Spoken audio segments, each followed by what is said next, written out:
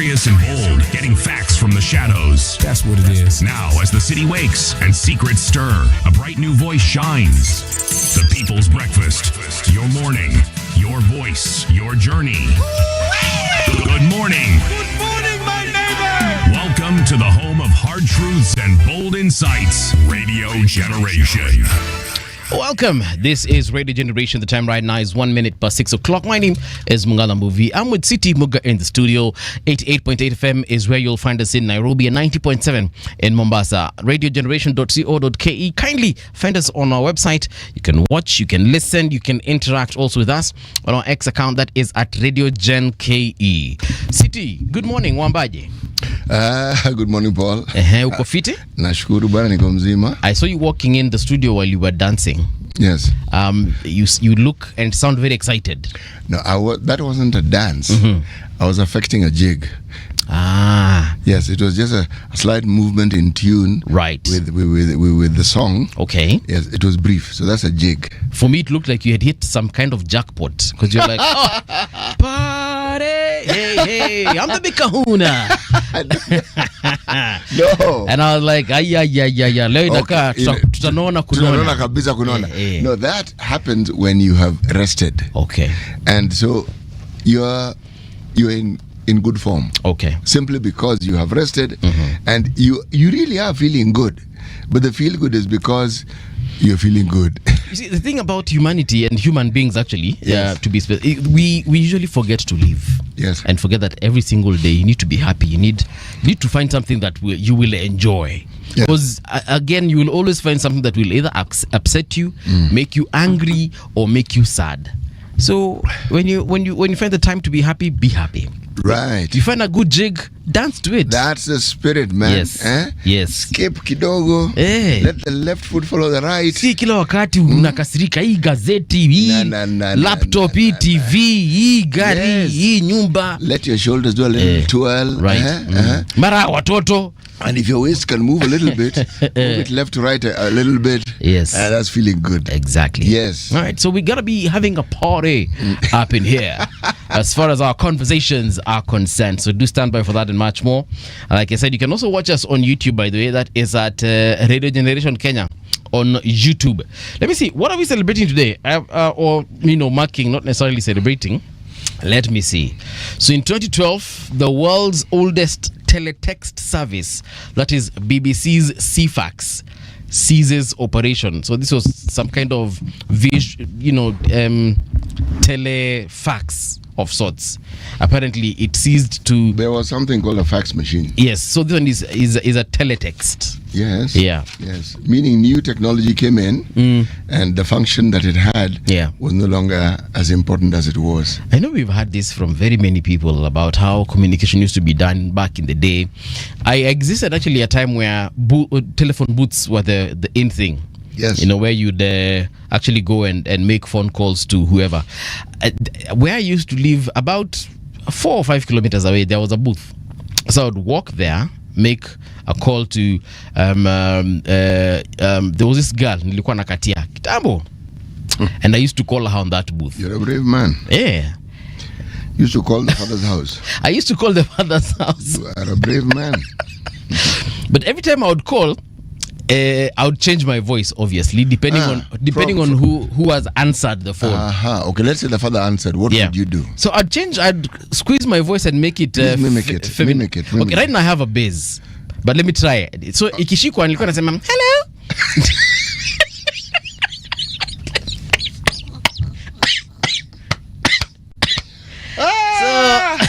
You sir are now a father of daughters. Oh yes, I am. Do you really think that if a young man called, I don't know?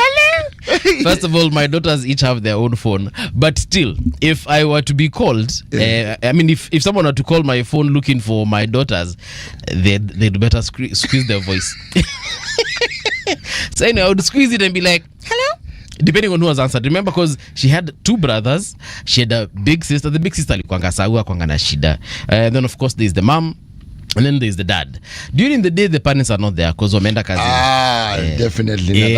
Unless of course I call on a weekend. Then that's silly also. Yeah, but nikisikia brother zake, any of the brothers ameshika, bro na nyonga ile sauti. Hello?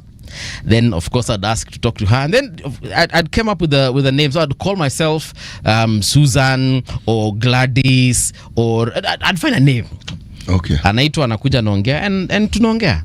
And I would that time it was we would call for every 3 minutes we were being charged 5 bob. Yes. So nilikuwa naeka 5 bob bro. Nilikuwa naenda pale na coins. I would go with a bag of almost about 200 bob. So that's enough talk time. To say everything I need to say. Yeah. Phones are good. Yeah. Because if you were to talk to that person in person, some words would be lost. True. The phone is easy to talk. Yeah. Yeah. You look at them. Oh God. Yeah. But imagine I've never lacked words. Sijawai. Sijawai, bro. Everybody lacks words, bro.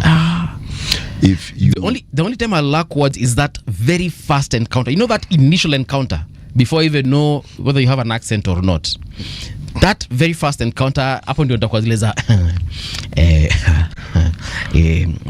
niaje cheki mimi naitwa Paul but unaweza niita Pablo.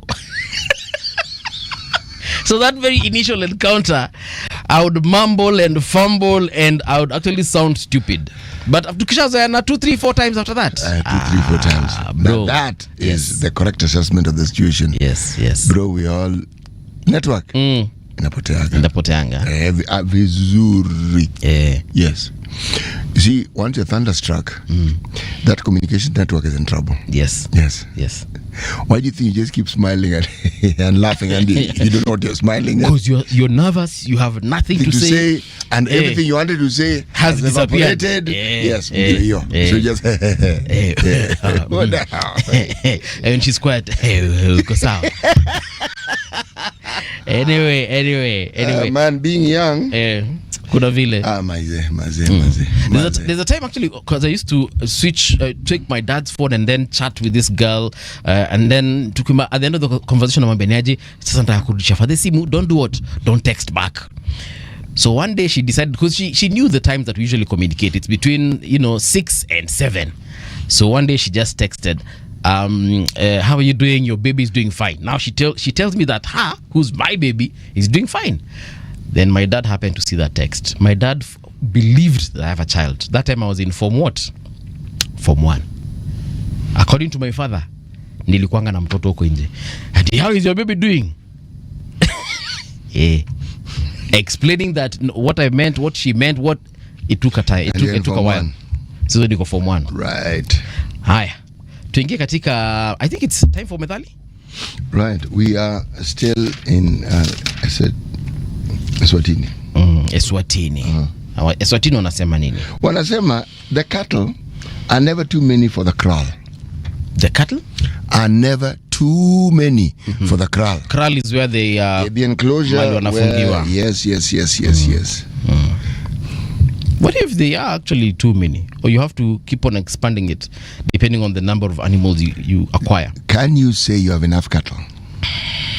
That really is at the heart of it. That is a question. Yes. The answer is no. Yeah. So if there are many, you expand the kraal. Jenga nyumba kubwa. Yes. The kraal is never too? No. The cattle are never too many. For the kraal. Yes. Okay. That indeed is from Eswatini. You, my friend, one of these days you're going to say something that the owners of the language understand. And you'll find an entire army here waiting to talk to you, to ask you. I will see His Majesty's army from Eswatini coming to arrest me. But anyway, yes, we love our folks from the south. Let me see, nani ame tune in mapema leo anataka kutusalimia. Kama unataka kutuongelesha ama kulonga nasi, you can find us on our social media handles. That is at Radio Gen KE across all social media spaces. You can also find us on WhatsApp. I shall be giving you the number shortly. But most importantly, you can also watch us live on YouTube. And like I said, we are live across all social media channels as well. So that means on Facebook and on X, we are definitely live. So whichever channel you like, I tell you, you will find us there for free. So we have Douglas Kibogong, anasema good morning CT, Mbuvi, Ednah and the entire team. Well, good morning Dougie. Don Subway saying ODM is substantively precipitating into granulated groups, which opens to cheap and easily buying out the granulars, hence its disintegration. We are meant straight into politics. But yes, we shall be talking about ODM and the rest. Atticus now anasema ati hello. Yes, Atticus, that's what I used to do. Michael Olande, good morning. How are you doing, bro? Everything is fantastico. Situ mesalimua na Atticus pia. Thank you. Then we have Randall Eric. Good morning, awesome team. Good morning, awesome Randall. And then Nyaboke anasema, speaking of phones, kale kanokia one used to call naenda kukata dance. Speaking of phones, kale kanokia one used to call naenda kukata dance. You remember that ringtone from Nokia? Yes. Yeah, very nice tune. I would know because I have had Nokia phones for the longest time. Yeah. Mine fell into a toilet, and that's a story for another day. John Otieno, good morning, team. We are here again with Proverbs, as usual, by CT, my friend. Most definitely. The cattle are never too much for the kraal. From Eswatini is what we were given today. So, yes, an awesome one indeed. So, keep on chatting. We'll definitely keep on checking. Hiyo namba nimewambia ya WhatsApp, kama ulikotaka kutucall is 0116-928-683. That is 0116-928-683. Feel free to call via WhatsApp or send us a message or a voice note. We shall definitely check it out. Right now though, what's on rgk.co.ke? I keep on losing this thing. I don't know why it keeps on going. Kidogo nitaitandika naitania shimo kwa sababu sipenangi madharau. Nimeipata. That is radiogeneration.co.ke. One of the first stories that we can see here is DP Kindiki's office spends about 1.34 billion in 3 months, nearly half of the 2025-2026 budget. And we are not even into 2026. It's okay. It's not okay. Chief, the thing is this, there are things that we talk about because they are a problem, and continuing to talk about them doesn't make the problem go away. Okay. If indeed it is a problem. That amount of money has been spent. I would ask the first question, what has it been spent on? The fact that it has been highlighted, chances are it hasn't gone to where it was supposed to go. It is important that we're not left hanging and that details are given. They've spent 2.3 billion. Yes. What did they spend it on? Let me read it. Yes, Let me read the please. story. This one is by Tanya. Tanya ameandika hivi. Only 3 months into the 2025-2026 financial year, Deputy President Kithure Kindiki's office has already consumed nearly half of its allocated funds, raising attention on the pace of expenditure. Treasury figures show that by the end of September 2025, the office had spent 1.34 billion out of its 2.97 billion recurrent budget, leaving just 1.63 billion for the rest of the year. Now, the office's total allocation in the national budget was 3.07 billion, with 100 million set aside for development projects and the rest for day-to-day operations. If the current spending trends continues, officials warn the budget may be fully utilized by March 2026 unless adjustments or supplementary approvals are made. Records indicate that the rate of expenditure under Kindiki is much higher than that of his predecessor, former Deputy President Rigathi Gachagua, who by September of 2024 had spent only 331.8 million, representing 12.8% of his annual recurrent budget. Yeah. So, the question I would ask is, have they spent it on what they had said they would spend it on? For example, if I said I was going to buy a car and it was budgeted, did I buy that car or did I buy other things? And then I'll come back and say, okay, sasa pesa imeisha, nipateni pesa ya gari. As I said, the real conversation is about what the money has been spent on. Yeah. Yes. There's a budget. It means it was approved. And it was approved with specifications. Because the budget is not, here's the money. No, it is, here's the money for this and that and the other. Okay? Yeah. So, what Tanya has raised is good. Because it tells you that this is a very fast-paced spending. We understand. Now, a little detail would help. All right. So Kindiki has defended the initiatives, emphasizing that their importance in lifting ordinary citizens and enhancing grassroots economic opportunities. Hapana, hiyo awache. In media kwambia even Divotani ameandika. And I have responded. Hiyo awache. Yeah. Unajua kwa nini awache? That is not the function of his office. Yeah. Okay? Yes. All these funds we keep speaking of are intended to do precisely what he has just stated there. Okay? And funds, those funds. By funds, you mean like the youth fund, the Nyota, all those things. Okay. And there are funds allocated for them. Okay? So, unless you're duplicating those services, okay, and the question would be then, why are you duplicating those services? Okay? That explanation, if that is the explanation given, beef it up a little bit and explain what you mean, please. Yes. Yeah. So, despite the large outlay, a detailed account of how the 1.34 billion has been distributed remains unavailable, leaving unclear what portion directly supports empowerment programs versus administrative costs. Empowerment programs cannot be under the office of the Deputy President. Yeah. There are ministries whose function is to oversee these national funds, whose purpose is to uplift the needy and those who are infirm and those who are economically disadvantaged. And that is the Ministry of Oparanya? Yes, The Ministry of Cooperatives. Yes, exactly. It is not the office of.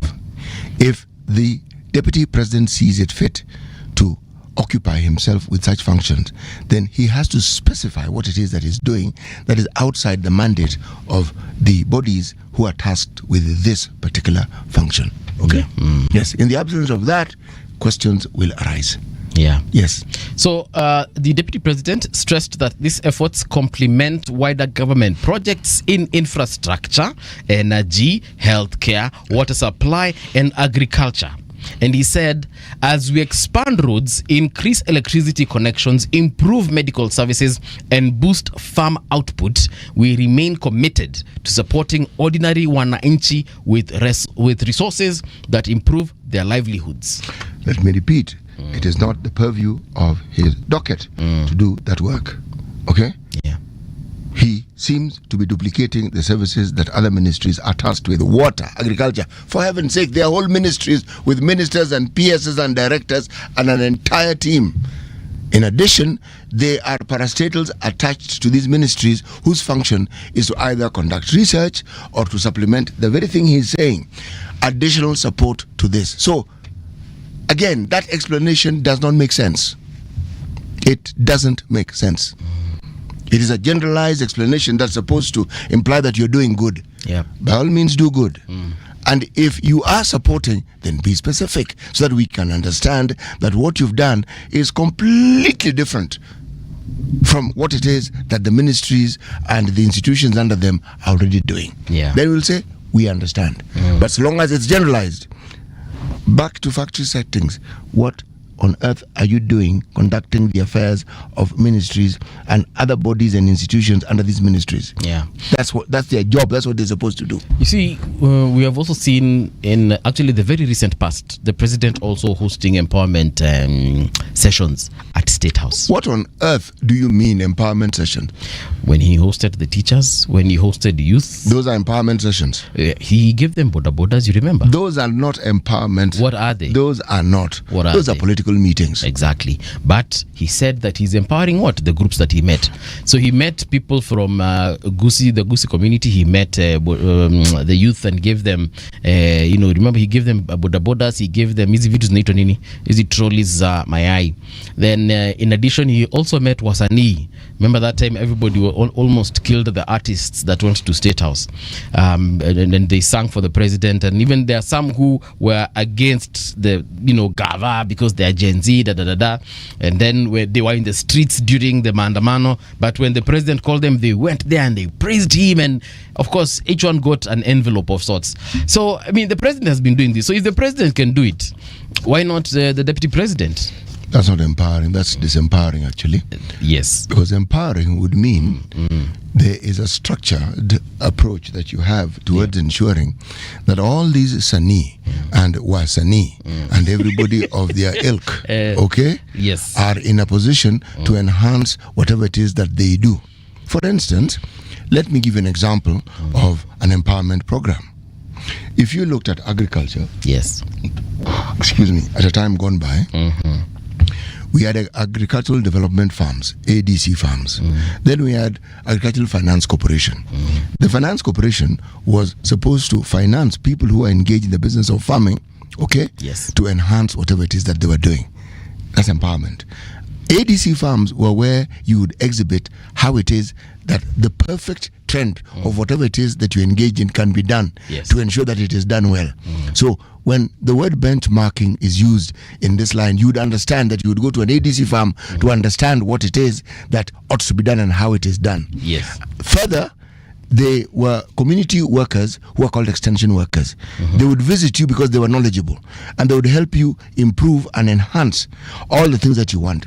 In addition, every district had a mechanized unit. The mechanized unit was appropriately named.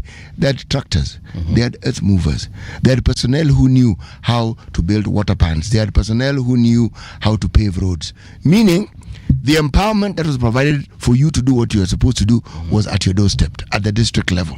And there are all these institutions supporting it. Okay? If you wanted to be involved in small scale, what you call SMEs nowadays, you went to Kenya Industrial Estates. Yes. They're the ones who provide you money together with a structured place where you could actually begin your business. That's empowerment. It's true, and I agree with you. You have an idea, there's a place where you take it so it can grow. Yeah. That's empowerment. Meeting groups of people to give them money is not empowerment. So I was actually just Googling what empowerment means, and specifically empowerment program. And this is what Google tells me. An empowerment program is a structured initiative designed to increase the capacity of individuals or groups to make choices and achieve their goals. These programs provide skills training, resources, and support to enhance personal, social, or economic well-being. Examples include programs focused on youth, women, or communities with goals such as improving employment, financial literacy, leadership, and community development. So like you've rightly put, the Agricultural Finance Corporation, the Agricultural Development Program, or something you said of the sort, because those are specific groups that have been targeted. So when the Deputy President goes around the country spending money that we allocated for administrative costs, because I believe that money was for administrative costs, it wasn't for development or empowerment programs. I don't believe money was given to that ministry, or rather his docket, to give people electricity. There's a ministry dealing with electricity, and I'm just going with what he has said. Healthcare, we already have a ministry that is dealing with healthcare, and then what else was mentioned in that story? There was healthcare, there was electricity, there was roads, I think. Let me see. Infrastructure, yes, so that means roads and other like things. Then there's energy, healthcare, water supply, we have a ministry for that, and agriculture, we have a ministry for that. So I honestly don't know. Hii pesa ilipatiwa ilikuanga administrative costs. Kununua ile chai tunashirianga tukisema hapa hivi hatutaki government ipatiwe chai anymore. Kulipa watu sijui kama ni ya kulipa watu mishahara, but at least kulipa mapa DMs and perhaps other such like costs. But definitely transportation, of course, when he's moving from one place to another. I do not think that money was allocated for agriculture, for water supply, healthcare, infrastructure, or energy. So niye ndiye atatuambia once that report is comprehensive, atuambia, so this is what I did with this money that you guys gave me. Rights Commission steps in as online ridicule targets Raila Odinga Jr. The Kenya National Commission on Human Rights, that is KNCHR, has raised alarms over a disturbing social trend mocking Raila Odinga Jr., warning that such acts undermine the dignity of persons with disabilities and breach the law.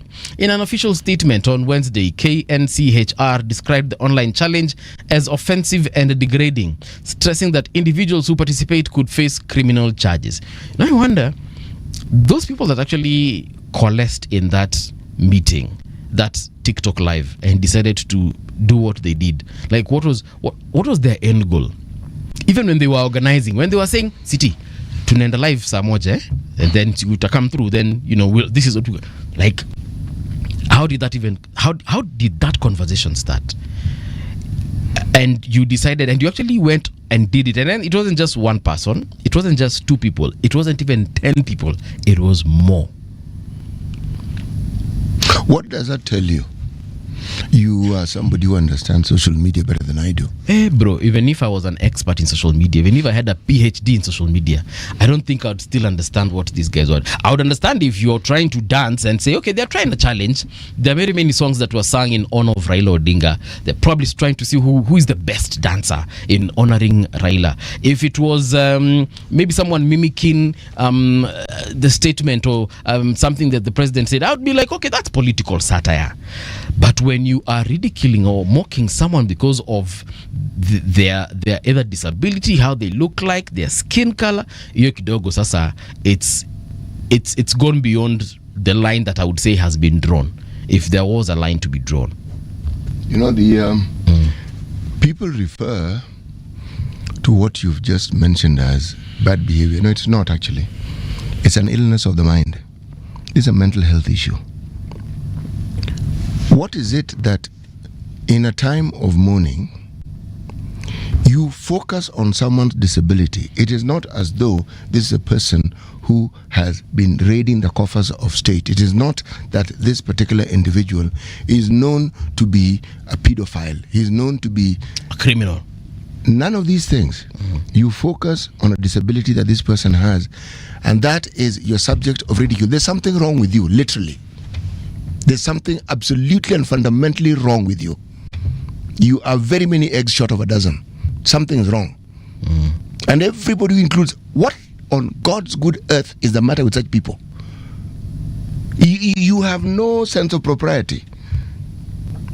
You have no decency in you. You have no understanding that even if Raila Odinga Jr.'s father had not passed on, that even if it was just a normal day, why on earth do you descend on someone and focus on their disability with such vigor and energy? Let me ask the question again. What is the matter with you? Yeah. So KNCHR emphasized that that Article 10 of the Constitution guarantees the dignity of every person, while Article 27, 28, and 29 protect citizens from discrimination, exploitation, and abuse. All these government entities that deal with hate speech and all these derogatory things should land on these people. Now, do you understand why it is that such people lend credence to these bills that we've been complaining about? If that is in the name of freedom, that's how people go about it. You can understand. Actually, I watched, or rather read, a few comments, about that whole, the bills that we were discussing yesterday, especially that one on Computer Misuse and Cyber Crimes Act. And people under that particular thing, they were saying, if what we are seeing people doing to Raila Jr. is what this bill is trying to protect, then I am in support of the bill. Yeah, so they are giving credence to that bill. And it wasn't just one person who said that. It was in the hundreds, because I scrolled through the comments, and I scrolled and I saw comment after comment after comment after comment after comment after comment supporting that bill. But also it made me start thinking, me, I like being... you are a conspiracy theorist, so please conspire away theoretically. So hata nikwambia nilisoma hivyo vitu nikaanza kusema ama kwani watu walitumwa ndio wafanye hivyo ili ndio hii bill watu waanze kuko in support of it, ili bill yoshwe. Yeah, because I do not see someone in their sane mind wakiwa tu sawa, yani sisi tuko sawa tu tuseme let us ridicule Raila Odinga Jr. Let me ask you something, yes. Paul. You are a permanent resident in the kingdom of social media. Haven't you seen people taking off on a tangent on a subject until you wonder, kwani? Yeah, but one person, maybe two at the most. But when I see people coming together in one group, kuna ile unasema there's someone who said something in Emera, then another one in Migori, different days, then someone in Nairobi, different days, then someone in Machakos, different, and then even the way they present that issue is different, but the end goal is the same. I'd be like, okay, lakini bro tunashikana watu kama 10 20 tunasema sasa tuende kazi na sisi wote tunaweka mdomo inasema that one for me. I was like, apana. It's been assisted. Hapa I'm like, hapa kuna kitu. But again, that's just me and my conspiracy theories. Well, if we're to take that, then why don't we take it to the level where we're talking about the governor of Nyeri? Pia ametumwa. Sasa pia kuna watu wanasema hivyo. Yes, there are people who and we might actually be inviting one of those guys here to the studio one of these fine days. So someone was saying in regards to what Governor Kahiga said, that huyu jamaa ni kutumwa, ametumwa, and of course they were saying ametumwa na Ruto, President Ruto ametumwa huyu jamaa kamwambia fanya hivi and uongee mbaya, and then of course people know that you and Rigathi are like this. So if you say that, definitely people are going to say you have been sent by Rigathi. Then what does that do? It continues to actually it makes people, even those who are borderline demonizing Gachagua, they will be like, okay, now they cross the fence completely. Why don't we just start from what you've said? If he and Rigathi are like this, yes, and we've heard what Rigathi has said about the president, yes, why atamsaliti mwenzake kwa nini? Because essentially it means he has parted from the whatever it is, the commonality that he and Rigathi shared. Why would he do that? Because everyone has a price. That's what you're saying. Muga. Yeah. This is my view, though. Yeah. There are people in this country, right, who are determined. Anything that goes awry, President Ruto. If you can attach something negative to it, yes, President Ruto. If the government does anything that appears to be good, no, it's not them who did it. These things were done by Uhuru. In fact, no, actually, these things were done by Kibaki. President Ruto will never do anything right in their eyes. Oh, yeah. It doesn't matter what he does. Now, that's Ruto. His government, in fact, it is not possible. As far as they're concerned, the government doesn't even exist. And the people who are in that government, if in any way they're aligned to the president directly, they are the worst people we've ever seen. They are the worst of everything we've ever seen. Those are not statements of truth, because every government we've had in this country has had issues. We just that we forget. They happened a long time ago. We forget. You know, it's true, and I agree with you. And that is why citizenry need to have their own minds to be able to discern what is truth, what is fact, what is fake. There's a politician we hosted, I can't remember who, but I remember we asked them, you want to say that this government has done nothing? And I believe that question came from you. Yes, has done nothing right. Yeah. Did they really answer that question? They did not, but they said if there's anything they have done, they have convinced the country that they are unable to do something. See? And I'm paraphrasing, of course. So at the end of the day, yes, they're individuals by the hawatai. Ni kama tu kuna watu na bibi zao, mke zao, wake zao. Those people will never see their partner as ever doing something right by them. It doesn't matter what that guy does. Yes, you can buy that what that lady does. It doesn't matter. You can buy that person a car, you can take them to Diani, you can take them to Zanzibar. At the end of the day, you're a bad person. Tell them to forget that, go to Mozambique. Take them to Cape Town. Ni hivyo. Zero. Haijalishi. Wewe. So you ask the question, why are you still married? That's the question you ask. Exactly. Kama jamaa ni mbaya vile. So, ama kama huyu mama ni mbaya vile. Yes. Coming back to what the president and the government actually versus the opposition. Of course, the opposition will never say that, hey, you know, the government has done well in this area. You know, they built a road where, there's a hospital that is functioning. There are certain aspects of SHA that are working. They will never say that. No, they won't. They will always say education is bad. The sector, rather. The health sector, bad. Bro, everything is bad according to them. Yes. Everything. And everything good only happened in the Kibaki era. Right. Okay? Right. You know, the thing about perspectives and the things about context is that you then get to understand whatever it is you're saying within a structure of events that help bring what you're seeing about. Harold Maliba mentioned a very important point when he said the Sufuria revolution is what gave birth to the Gen Z. The Sufuria demonstration is what gave rise to the Gen Z demonstration. There are a series of events, and if you have to go further back in history, at the time when Anyona, Orengo, Koigi, and that lot were kicking a fuss, the people who were related to Form Ford were in the government. That bit is not mentioned. They were in the government, whether it is Rubia, whether it is Matiba, they were in the government. Okay? They were to leave the Kibaki, they were in the government. of Moi. They were to leave the government later, but at that point in time, when all hell was breaking loose, they were not in the opposition. Their Damascus moment came later. Okay? Our history has to be spoken of as it actually is. People ran for their lives. Koigi went to the Nordic countries. Orengo went to Dar. Raila was jailed. Other, Matiba and the rest were later to be detained. The point I'm trying to make is we elevate an activity that brings about the fundamental change, and we forget the nibbling at the heels that took place over time that made this particular rock to actually break. We talk about the time when it broke. It didn't break because of one event. No. The chipping away began a long time ago, and the time at which we now notice that it has changed, it's because there was a convocation or an accumulation of all these things coming to a head over time. And that's what brings about the results that we're talking about. None of these things were achieved in a day. None of them were achieved by people sitting around a table and smiling and talking to you and drinking and tea. shaking hands. Yes, and eating sandwiches. No, that is not what happened. But here we are. The mantle has now been taken by the Gen Z, and they're approaching it rather differently. But it is for the same cause. Because freedom is not something you attain and then the status quo is maintained. No. Freedom is something you attain and you fight for it continually. You fight for it. The moment you sit back on your laurels, then you have a USA situation where you elect somebody and you wonder, how did this person get elected? Yeah, because your people elected him. That's how he got there. He didn't fall from the sky. No. Vigilance is what is required for freedom to be retained. You cannot sleep. We have people coming to talk to us about the bills that were signed.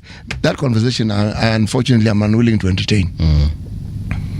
These people who have positioned themselves as guardians of our freedoms, the entire process was gone through. They're not talking about a process being missed. Where were they? Why didn't they say, guys, the reading, there's this thing. Please follow it and see what it says. No. You wait until it is signed, then you say, oh, it's been signed. Man, that's... Kidogo crazy. Kidogo crazy. Traffic. All right, so we're looking at the traffic situation in Nairobi. Very clear roads of this particular hour. I'm looking at Mombasa Road, very clear this particular hour. Apart from that one issue at Pangani, yeah, that one will have to deal with it for a very long time to come. Zooming into Mombasa, Mwabava, also looking very good at this particular hour. Naangalia pale watu wa Tuda, mko sawa, Jambo Village mko sawa, Changamwe, Bangladesh, hamna shida radha, Magongo pia, kuna shida ya Mikindani, hamna noma. Naangalia pale Mtongwe nini barabara ziko sawa, Marikiti mtaani pia hamna shida yoyote. Lunga hamna shida. Hapa ni wapi?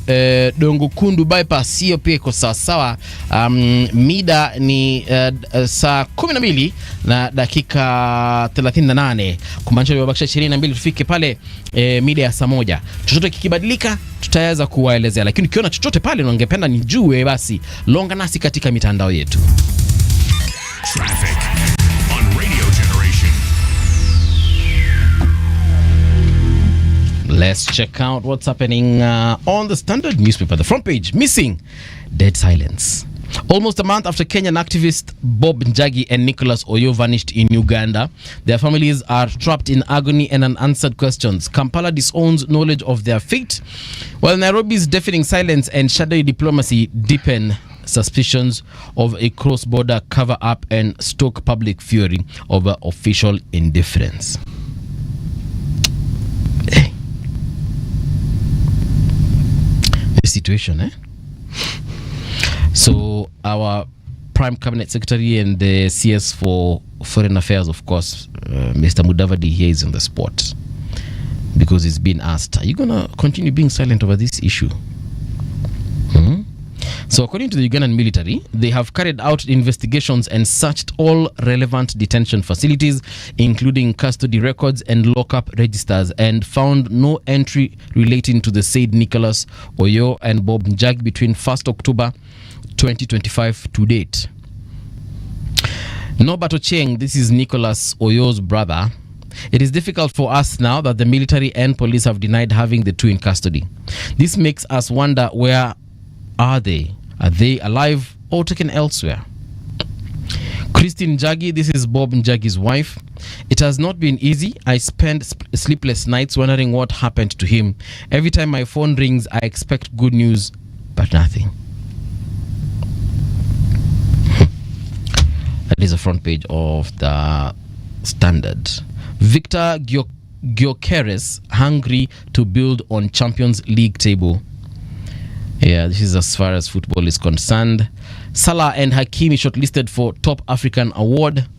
Mo Salah, who is a Liverpool attacker, and the Paris Saint-Germain defender Ashraf Hakimi are among 10 stars nominated for the 2025 African Player of the Year award. The organizers announced yesterday. That is the Standard. Over to you. The Star, Annette Nerima, smartphone is Kenya's new power. See, this is Voices on page 17, news. How Kindiki Oburu-led committee averted chaos at Raila funeral. This is a story of behind the scenes on page 6. How they kept changing strategy. From the time JKIA was breached, how it is that they determined the body of Raila Odinga was supposed to go to Lee Funeral Home. They figured this is not going to work. Lee Funeral Home were told to move the apparatus and the equipment to Kasarani. And the embalming took place there. And they also detailed the many changes that had to be made, and the realization that people needed to view Raila's body. So they extended the hours to allow people to view. Huyu shujaa wao ambao alikuwa ameaga. And that went on, and it tells up until the day of the actual burial what they had to do and the changes they had to make to accommodate those who were diehard supporters of Raila Odinga. Again, in the Star, they also have the story, the puzzle deepens as UG military denies holding Jagi and Oyo. Okay? According to what you've read, yes, they looked for documentation, and so that raises the question, what if they were held and there's no documentation of their being held? What if? Because that is a possibility, is it not? But they're assuming that every time someone reports or is held in the custody of one security apparatus or the other, that is all documented. What if you're held and it is not documented? So why can't, it's a month, bro, it's a month. Why can't whoever who's holding him, whether it's a military police, them, yeah, whether it's the military, whether it's NIS or NCIS, whoever they have in Uganda. I am not going to speculate because I do not know how their system of security system works. Well, same too. Look, we have these guys in custody and we are following the laws in our country. So until that process is complete, we shall let you know. Look at the time when people were looking for Besije. Did they not go through a similar process? They went to this place, they went to the other, they went to the other. Time lapsed. Then it was said, he's in the military barracks. Remember? But did it take this long? And you know, so you can't compare Besije to this. I'm not comparing. I'm comparing what the time that it takes for any news or specific and definitive news to appear when somebody has actually somewhat been arrested. Besije was abducted from Kenya and taken to Uganda. But so we knew he was in Kenya. These fellows were in Kenya, they went to Uganda. Now the question is, when they got there, what happened? We don't know. Yeah. You know, Besije is not someone you can just disappear and then, it's business as usual. The same way you can't disappear someone like Raila and then assume everything is usual. I agree. I am merely looking at a trend that one has seen when somebody is arrested and you do not have any knowledge of their whereabouts, and then a little time lapses, then you're told, oh, he is at this place. That's my reference point. Yeah. Bridge health research gaps to impact initiatives. Researchers, policymakers, and journalists have called for stronger collaboration between scientists, policymakers, and communities to bridge the gap between research and implementation. The appeal was made yesterday during the first National Science Research Translation Congress held at the African Population and Health Research Center in Nairobi, organized in collaboration by the Star newspaper and APHRC. Good for you. County chief stripped of Council of Governors position. Kahiga's loose tongue on Raila sparks outrage.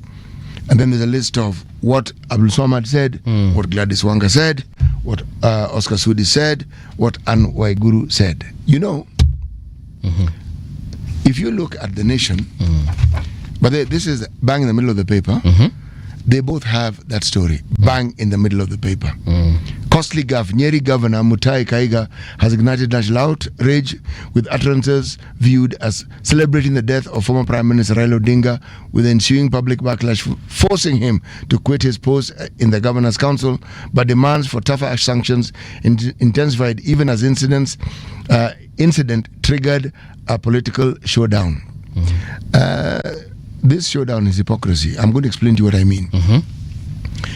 When we are in the cocoons of people who speak the languages that we do, we tend to say very derogatory things about other people in other communities. Okay. Politicians more so. And we talk about the things that we think ought to be, and we look for people to blame, and it is very tribal, because the conversation is being spoken of in a language that the people who are there know. But that conversation is understood, should never be carried outside the confines of that particular gathering. Communities in this country have derogatory terms with which they refer to other communities. Again, it is understood. You don't bring it out into the open. But they do have it, and they do say it. Okay? This chap made the mistake of saying what people say quietly in the public domain. So let me ask you, the reason why people use those words is because they were taught to say those words. Over time, there is a culturalization of how it is we handle political issues. And the them against us has always dominated the political situation in this landscape in this country. Because I will not wake up one day and start hating Luos, for example. I might hate you as an individual. No, you need to be taught. Exactly. So over time, because of what I've had probably my parents say, or grandparents, or the larger community saying, over time I start saying, could it be true what they have been saying about this community? But it's because I've interacted with one person or maybe several people from that community, and then I start assuming that it's the whole community like that is like that. So with time, that happens. So the reason why it is dangerous for someone like someone in the position of Kahiga to be saying the things that he's saying, it is because he's influencing a certain either generation or a certain people to start thinking in a certain way. And it is because he's echoing what perhaps people in his community have been saying about this particular individuals or groups. True. Yeah. So true. Yeah. But by the same token, the community that Raila Odinga comes from, because the relationship they've had with the community that Kahiga comes from, the entirety of that community, that bridge, there's been effort to bridge that gap, and the person who's led that charge more than any other is the late Raila Odinga. Oh yes, that one I know for a fact. He has really tried. He really tried when he was alive to bridge that gap. The Kibaki Tosha is one such example of him trying to get his people to support someone who represents a community that his community had determined were enemies for life. It changed the political landscape. Do you think that quells the conversation? It doesn't, but it brings down the heat considerably. It allows nicer, easier, more productive conversations to take place. But when that flame has been fanned, the person who began this conversation was the immediate former deputy president. When he said, what Uhuru has done, Uhuru has taken projects from this part of the country and taken them to Raila's part of the country. You can look at it the way you like, but that's inflammatory. He may have been talking against the president. He may be talking against Uhuru. But what he was saying, I didn't hear anybody challenging him saying, be specific, sir, and tell us the projects that were slated for this region that are no longer being implemented, and similar projects are being implemented in that region, just so that we understand what it is you're saying, if indeed it is true, because you happen to be in a position of authority and you may know things we do not know. Of course. And you see that the thing about the people that politicians talk to, they do not ask those questions. No, they do not, but that's why the politicians tell them, because they know that these people. No, they do not. Na najua nikikuja kusema tu Siti Muga alichukua pesa yetu akapeleka huko, aliacha project zetu akaenda they will not ask. Look, you go to the coast. Let's talk about South Coast. Land that was taken, land that was then given beach plots that were issued, nobody asks who were the local politicians in this region during that period of time. They do not ask, because they must have been complicit. Because if people got land, so did they. If people got rich, so did they. The focus is on the people who then ended up owning that land. These people took our land, and yet that may not be true. That may not be true. There was a time in this country when the president had that power. You could allocate land, because we had a lot of land that was not utilized. You allocated land so that you could utilize it and make good use of it. Okay? That is not what is spoken. What is spoken of is a narrative where blame is apportioned to a certain group of people. And as you said correctly, the people who hate believe it 100%. And the people who normally propagate this particular narrative are people who perhaps they were complicit in ensuring that whatever it is that disenfranchised these people was perpetrated. Do you think the Honorable Rigathi Gachagua would sit in a station like this and say the same things? Of course not, because chances are the presenters on that particular show will ask them those questions. For example, unasema project zilipelekwa huko Luo Nyanza zenye zilikuwa zinafaa kwa mlima. Project kama gani? Tuambie tu hata tatu. Hata usitupatie 10, tatu peke yake. Sababu kuna kuna shida. Chances are he will be unable to mention even one. Paul, there are things, our politics, there are pillars on which our politics rests. Unfortunately, they're divisive. Yeah. And people propagate it. I remember when Abdul Samad was battling this issue of drugs and Emera and Mogoka. And there was a and a whoa and a yay. Whoa. There was hullabaloo about it. There was somebody we interviewed, and the person said something very unfortunate. When we asked why this man is actually protecting his people. He's looking at the damage these things have done to his people. It's his job to look after the livelihood of these people and to protect them. Oh, these people are also lazy. I said, what? Yeah. What? They're also lazy. They don't. What do you mean exactly? Have you ever traveled around the world and gone to any Mediterranean country? Any country that needs the ways of living and doing things are exactly the same. Why? Because of the heat. Their timetabling, how they function, when they rest, when they resume duties, why their shops open late. They have a whole different way of living. And those civilizations have existed for the longest time. How dare you claim that they're lazy? What do you understand of how they go about their business? Have they ever been in a position where they've asked for food aid and have suffered to the point where they know how they manage their affairs? Now, derogatory. People have over time decided that these people are this type of persons. Yeah. And every community has that belief about others. And it is the politicians who have charged, not mentioned. They're the ones who have given these views life, and then they keep breathing life into it. Yeah. It's not even complicated. These things would not exist in the manner that they do if somebody wasn't continuously giving them life. Now, this person has made the mistake of airing a view that very many people hold. And it's in the public domain. That's why I'm calling it hypocritical. His neck is going to be jumped on, my friend. Yeah. And I'd like to see leaders from all over the country condemning that kind of talk.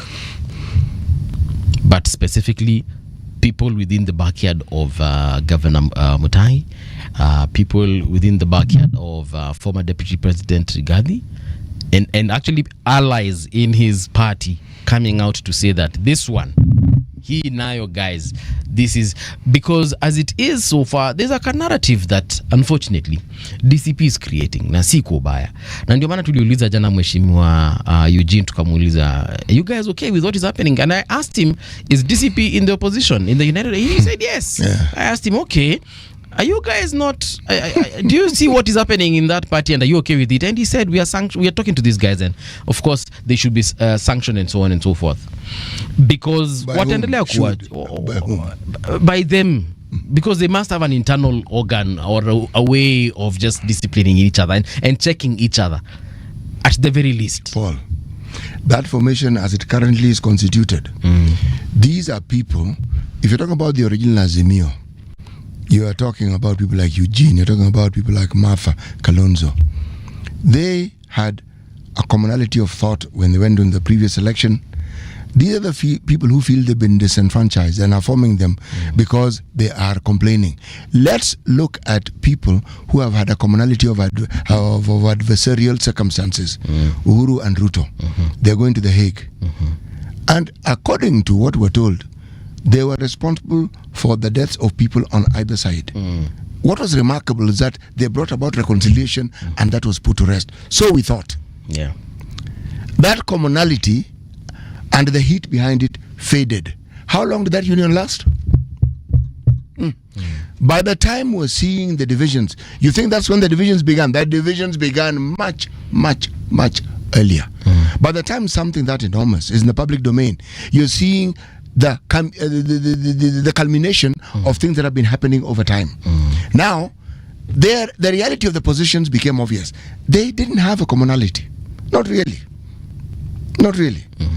If you're sharing the possibility of a jail term, that is the vaguest of commonalities. Look at this particular formation they're calling the United Opposition. This formation will not defeat William Ruto in the next election. This one, the way they're constituted. Actually, I don't think it will last. This one. It won't last till 2027. Unless one of those things that forms you formulate in of an action of God, something we can't anticipate now happens. Or this government makes a complete boo-boo, a complete mess of something that makes people turn away from them. Unless such a thing happens, this formation cannot win a presidential election. This is how I'm looking at things, and this is my very amateur prediction. The people that will remain tightly close-knit to Kona, Eugene Wamalwa, Kalonzo Musyoka, Martha Karua.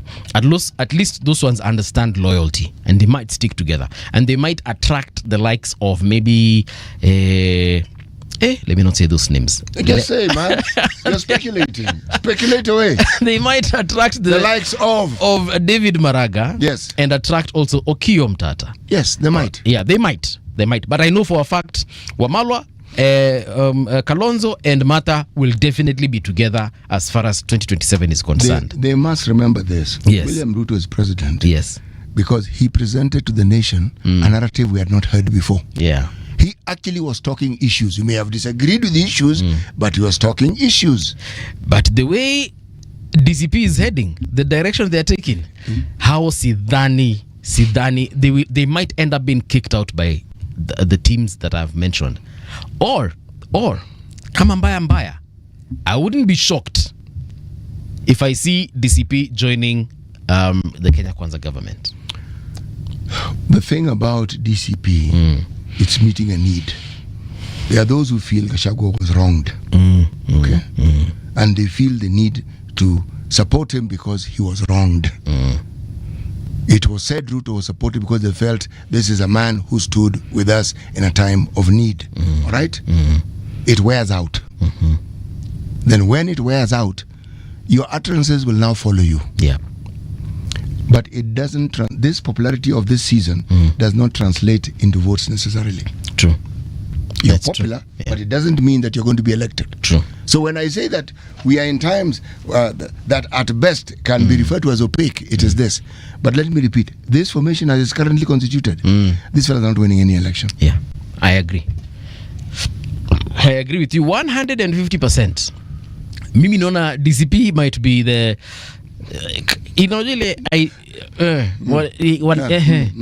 cause now sioni venye kunajua kuna vitu wanafanya, either side is like and then of course there's this issue of ODM having said that anyone who associates with Gachagua and his ilk atumtaki.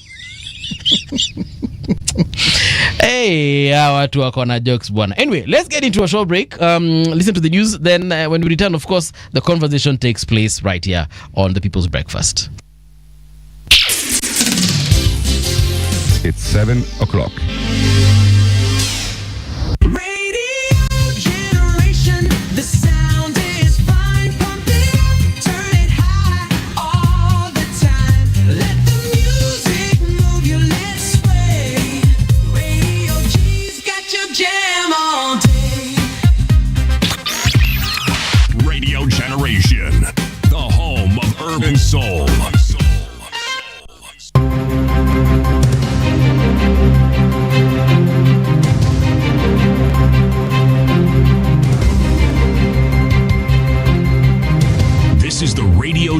Nation News.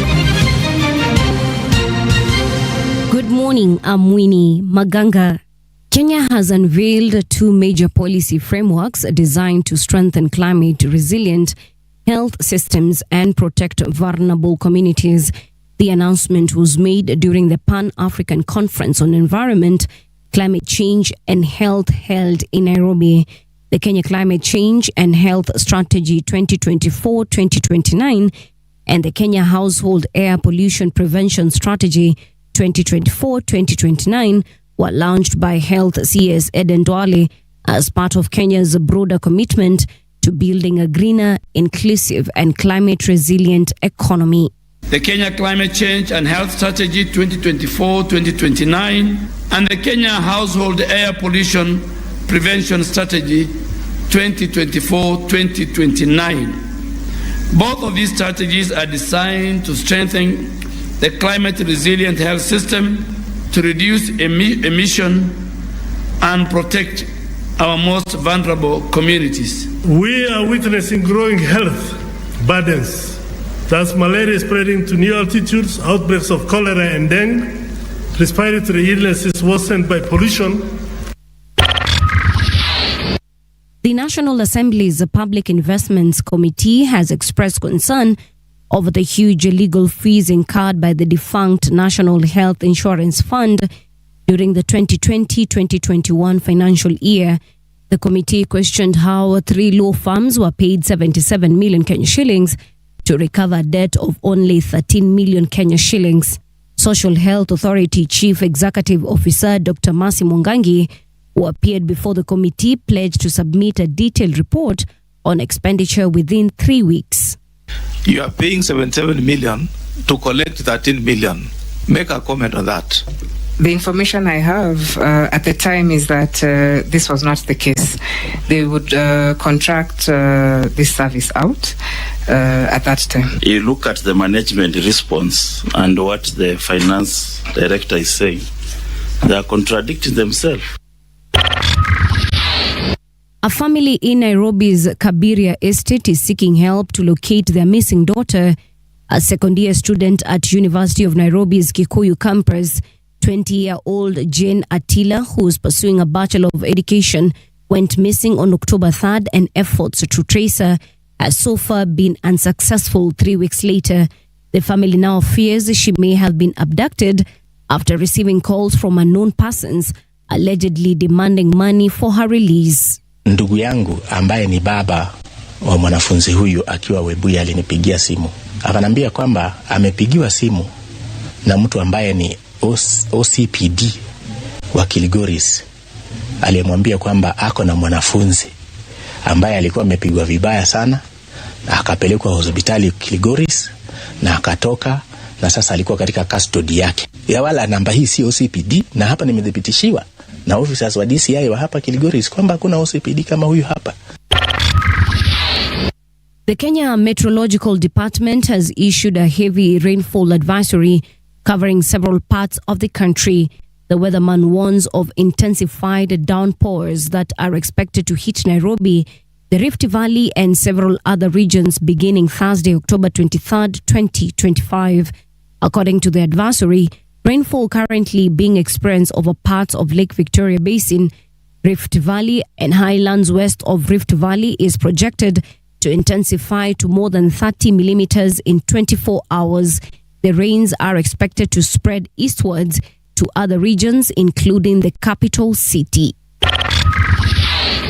The International Court of Justice has said Israel has a legal obligation to facilitate the delivery of humanitarian aid to Gaza Strip by the UN and its entities. The aid delivery into the war-torn strip is meant to ensure the basic needs of Palestinian civilians that are met. An advisory opinion from the UN's top court also said Israel had not proved its allegations that the UN Agency for Palestinian Refugees lacked neutrality or that a significant number of its staff were members of Hamas or other armed groups. And that's the truth on Radio Generation. Good morning. I'm Winnie Maganga. The view views and opinions expressed on this program are those of the guests and do not necessarily reflect the views of Radio Generation. Radio Generation assumes no responsibility or liability for the interviewee's views. This is Radio Generation. In the beginning, there was morning radio.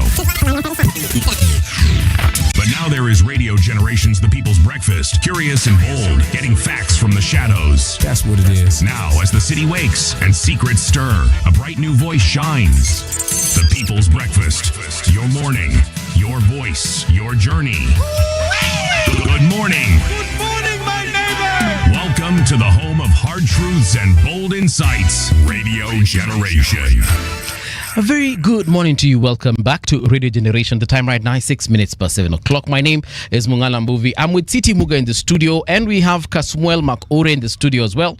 But before we get to have him say something, City, kuna jamaa hapa amesema, that is Andrew Shira, amesema ati we are pro-Ruto stroke anti-DCP. What do you make of that? No, I think he's referring to what I was saying. Among die-hard politicians, depending on which party they are die-harding for,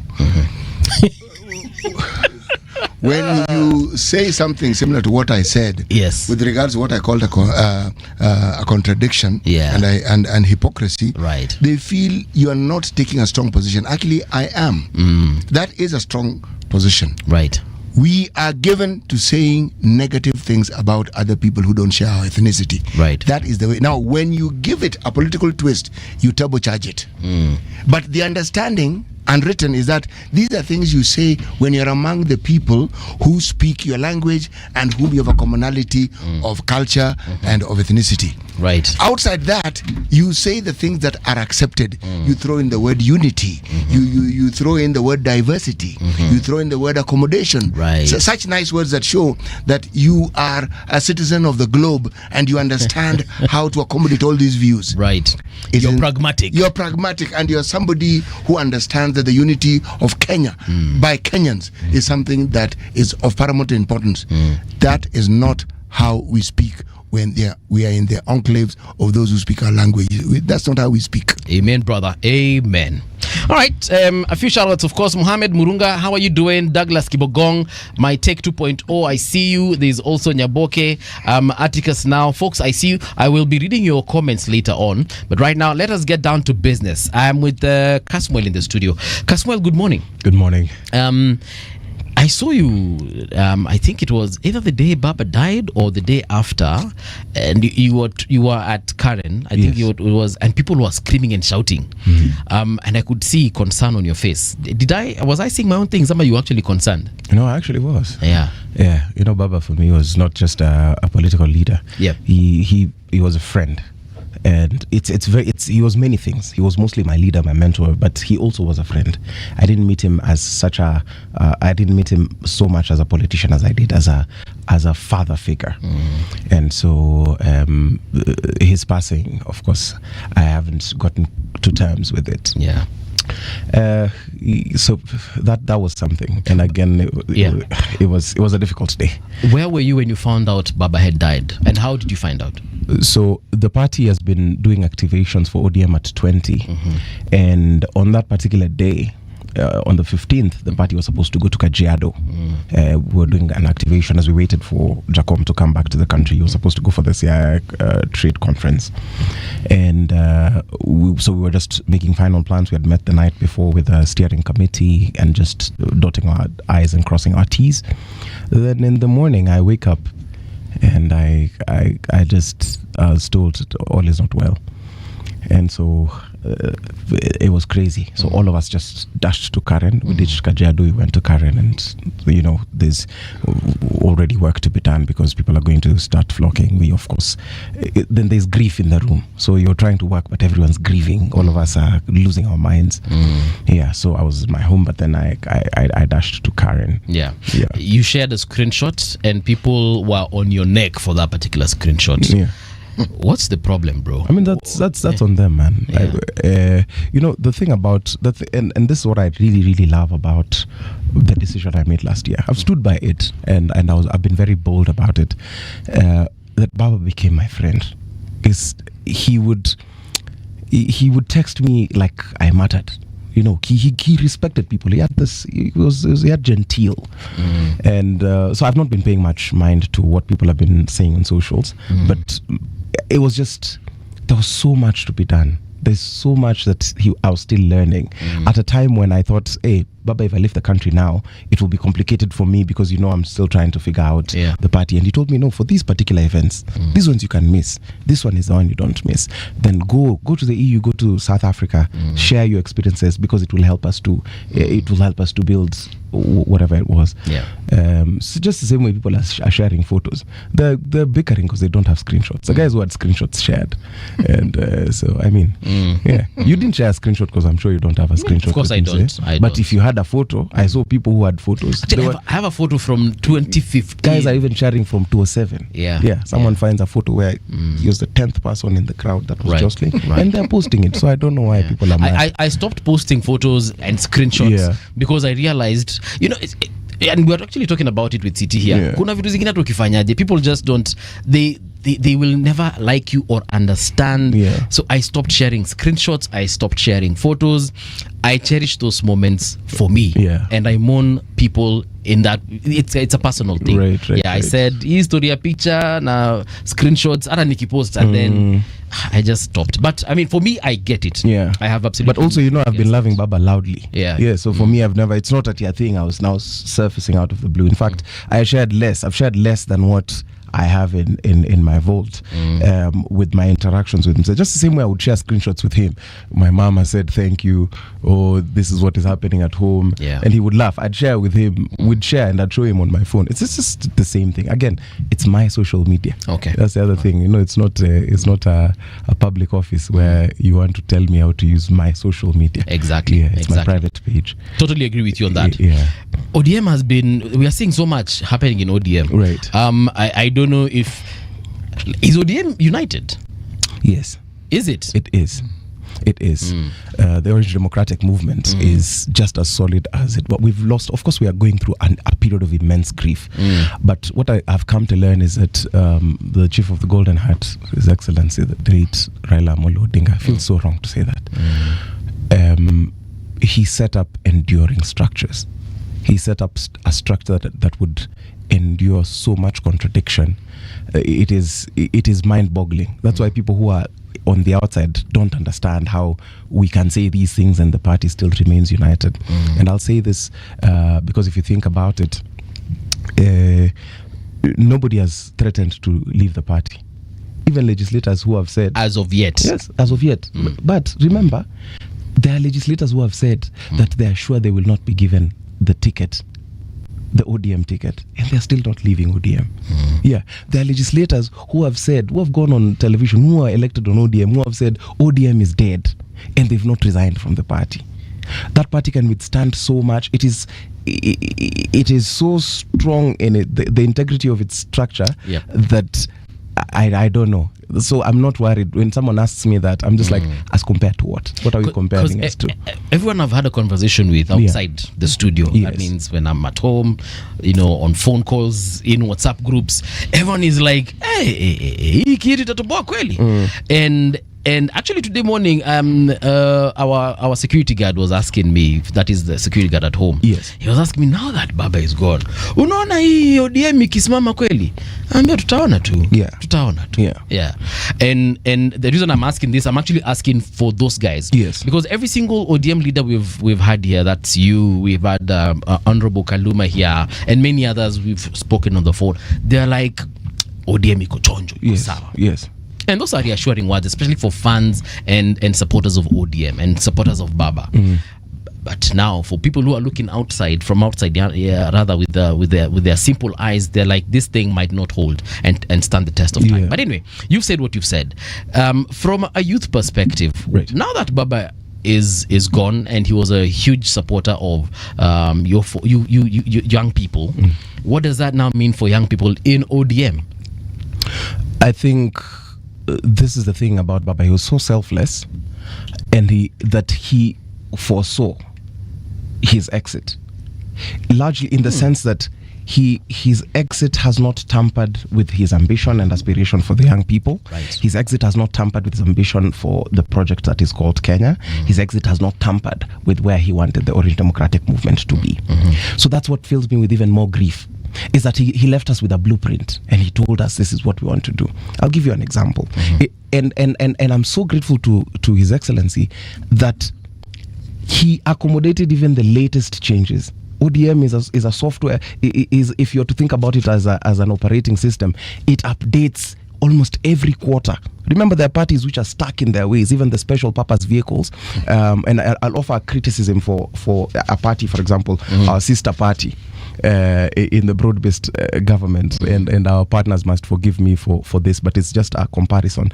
Even if you look at their communications, their communication specializes in more campaign-oriented messaging. That the day-to-day runnings of government, for example, you find that they're cloudy. But here in the Orange, you find that even newest entrants, Baba left us when we say, for example, I went, and what I was very keen on when I was joining the Orange Democratic Movement was an end to police brutality, some sort of reprieve for victims of said police brutality, and finding legal frameworks.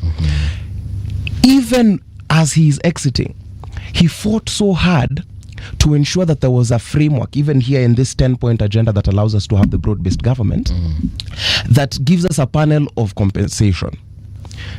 People have called it extra constitutional, it is outside the legislative framework, but nobody has showed up with a better method. The whole point, that there's only, I would say, 3 main areas that this panel of experts is supposed to address. It's supposed to give some sort of reprieve and some sort of requite to victims of police brutality. We cannot regain their lives, we cannot resurrect them, but we can show the family that as a country we acknowledge and we will pressure the government to ensure there is some sort of financial or social reprieve. There will be a recognition of these people, that these atrocities happened and these people were martyred in the cause of justice. It is supposed to look for legal framework. What are the legislative gaps that are there to ensure that such things do not happen, and if they do, these are the steps to be taken. He does that in his 80th year. This is a thing which I can tell you, I've not seen any other person do. Everyone is just fighting them, and some of the people who are fighting them have sat in. This is the thing.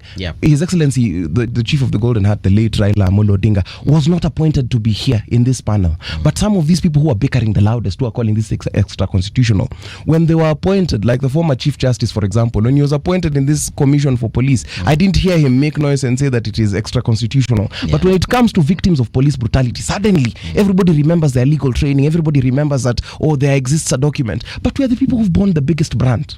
Then there are people who are afforded this opportunity. The president of the Law Society of Kenya, for example, who just recently resigned, and she did not bow to pressure. She knows that her term is coming to an end, and she's my friend who I deeply respect, but here she made there was a lapse in her judgment. I say this because even when she was coming under fire, it is the bloggers it is the young people of the Revolutionary Youth League under the young captains who blogged for her, who ensured that she was not facing as much vitriol as she was online. That these young ladies and young men risked their reputations, their social acclaim for that, so that Faith could finish her mandate. In a 120-day panel, she should have sat through and worked, because she had already, she accepted the role publicly. She said that these are the terms under which I shall work under this commission. All that while she was still the president of the Law Society of Kenya, she knew what ramifications those were.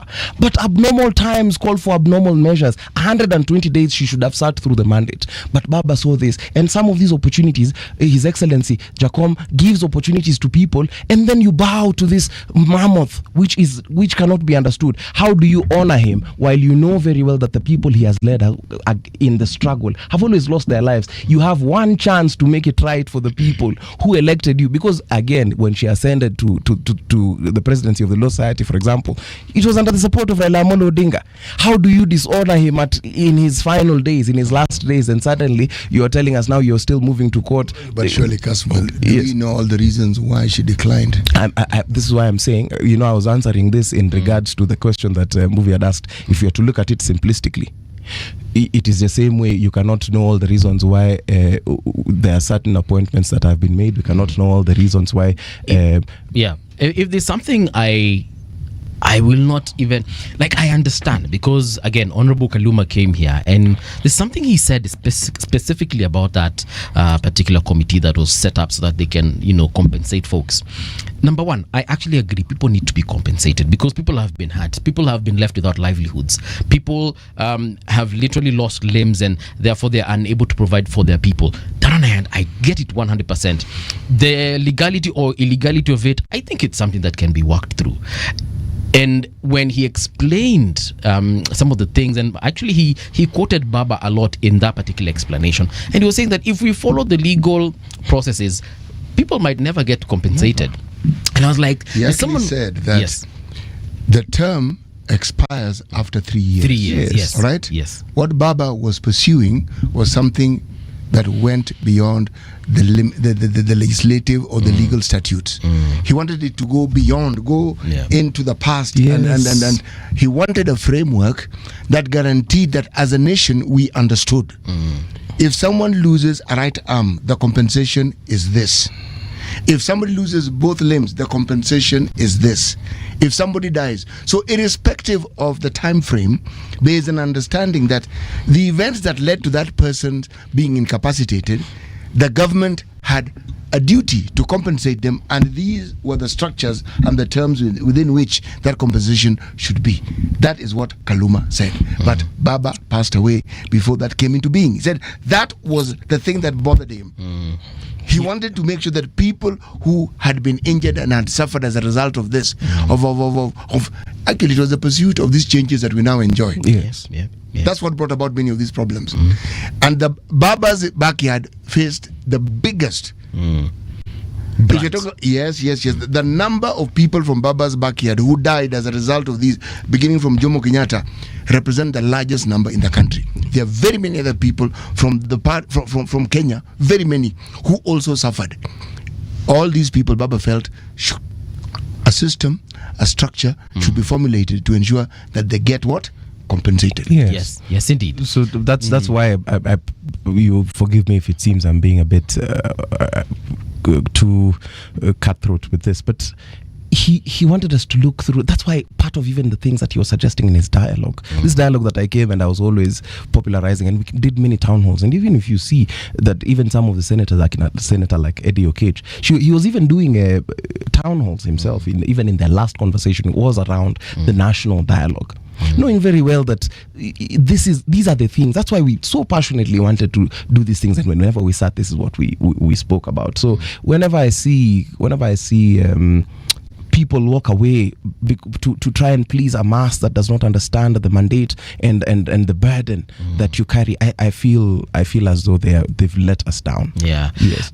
There's something Gladys Wanga said, the governor of Homa Bay yesterday. She said that, and together with a huge team, they said that there are certain people who are not invited to Bondo, and I think probably Luo Nyanza. What do you make of such a statement coming from a leader of that capacity? First of all, the ODM national chairperson, Her Excellency Governor Gladys Wanga of Homa Bay, did not say that there are people who are not invited. That she did not say. I think we would just want to misinterpret her, and I've seen a lot of that happening on social media. Okay, what she said, and I agree with her statement and her sentiments, is that Governor Kahiga does not speak for himself. The things, and we have to be absolutely honest, Governor Kahiga was addressing a crowd of mourners in a funeral. In his county.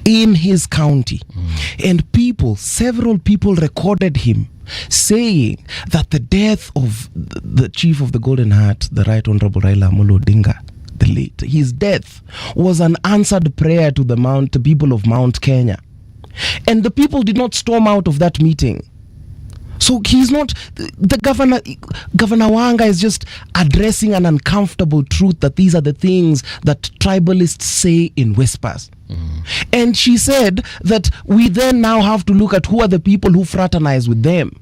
Because we cannot, sometimes I really wonder that you want to tell us that, for example, these condolences represent the whole and these remarks do not represent the whole. We should be people of dignity through and through, because you will not look at the ODM and find us, because we've borne the brunt of tribalism. We know what it means. And so she says that the Rubicon has been crossed, that the line has been drawn, that if you are a member of the Orange Democratic Movement, you know what Baba was to us. You know what Baba is to us. And you now want to tell us that we have to take this lightly. She never said anywhere. She just said, now we know our friends. And I just want to echo those sentiments. As young people, as members of the Orange Democratic Movement, as people who've seen the struggle that Raila Odinga has been through, we will forgive. We have forgiven a lot of things and we will continue to forgive. But we now know our friends, and we now know the people who are not our friends. And she went ahead and now said that if you want to fraternize with these people, then you are making it really complicated to be our friend, which is true. You've put us in a position where all the ODM legislators who are serving currently are serving only because of Raila Odinga. Largely. What do you mean by that? They serve largely because of Raila Odinga's influence. The crowds they held in escrow. They served because he saw it fit for them to get a party ticket. A lot of them will tell you if it were not for the intervention, how getting party tickets are hard. Then now you want to tell us that you want to fraternize with the people who are saying that the death of the person who made your career. Let me ask you this thing, Kasmuel. Yes. How do we have this ODM discussion and not make it a Luo discussion? Oh man.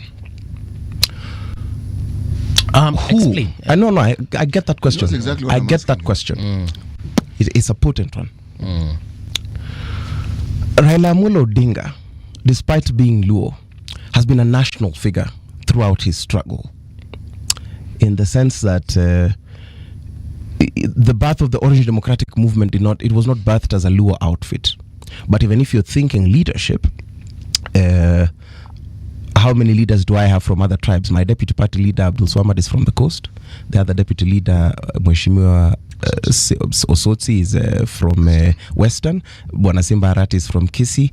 Then my national chairperson is from Homa Bay. If you go through the party structures, you'll find the people from the coast, the people from Central, so it's a national party.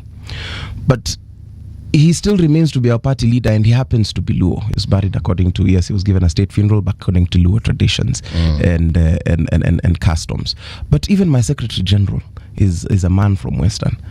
But we know that he vied twice in his own home turf, and he could not achieve victory until the intervention of the party that is Orange Democratic Movement through the party leader Raila Odinga, that he gets his position. And you see, that's why now I become very cross when I see that we don't want to honor Mzee in his old age. And people have been coming under fire of people saying that I'm attacking my Secretary General. Like I said in the beginning, the Orange Democratic Movement is a party that is rich enough to withstand internal contradictions and external. My Secretary General, who is supposed to be the spokesperson of the party, who has walked with Baba the long road and has seen the struggles that Mzee has been through, has walked with him that journey. Yesterday, when we needed a voice for the party, because the part of the responsibility that Secretary General holds is that he is supposed to be the spokesperson for the Orange Democratic Movement, he puts out a very flimsy statement and says that now we knew that some people hated Baba, but Governor Kahiga is the vilest of them all. It's something which the Gen Z would stay observing, or language icho too. At a time when the Orange Democratic Movement needs firm direction, we are forcing Governor Wanga, who's the national chairperson, who has not slept. I've seen her in Karen. She stayed with Mama. She has organized us and whatever, done all these things. She's the one who still has to run around, organize for media. We've left this burden upon one person, and now she's being vilified and being bullied online and being misinterpreted because we refuse to step up to the mandate. Now I disagree with him, because then he goes ahead in his statement and says Baba would have had lunch with such people. Kasman, there's a problem here. Yeah. ODM really does need to show a united front, because it looks like there's a section of ODM who clearly do not like Sifuna. Clearly, there's no love lost there. There's no whatever it is that Sifuna stands for. Everything that Sifuna said, even the things that are being mentioned as being contradictory, he said when Baba was alive. I agree. Okay, And Baba always gave that impression that he supported what Sifuna was saying.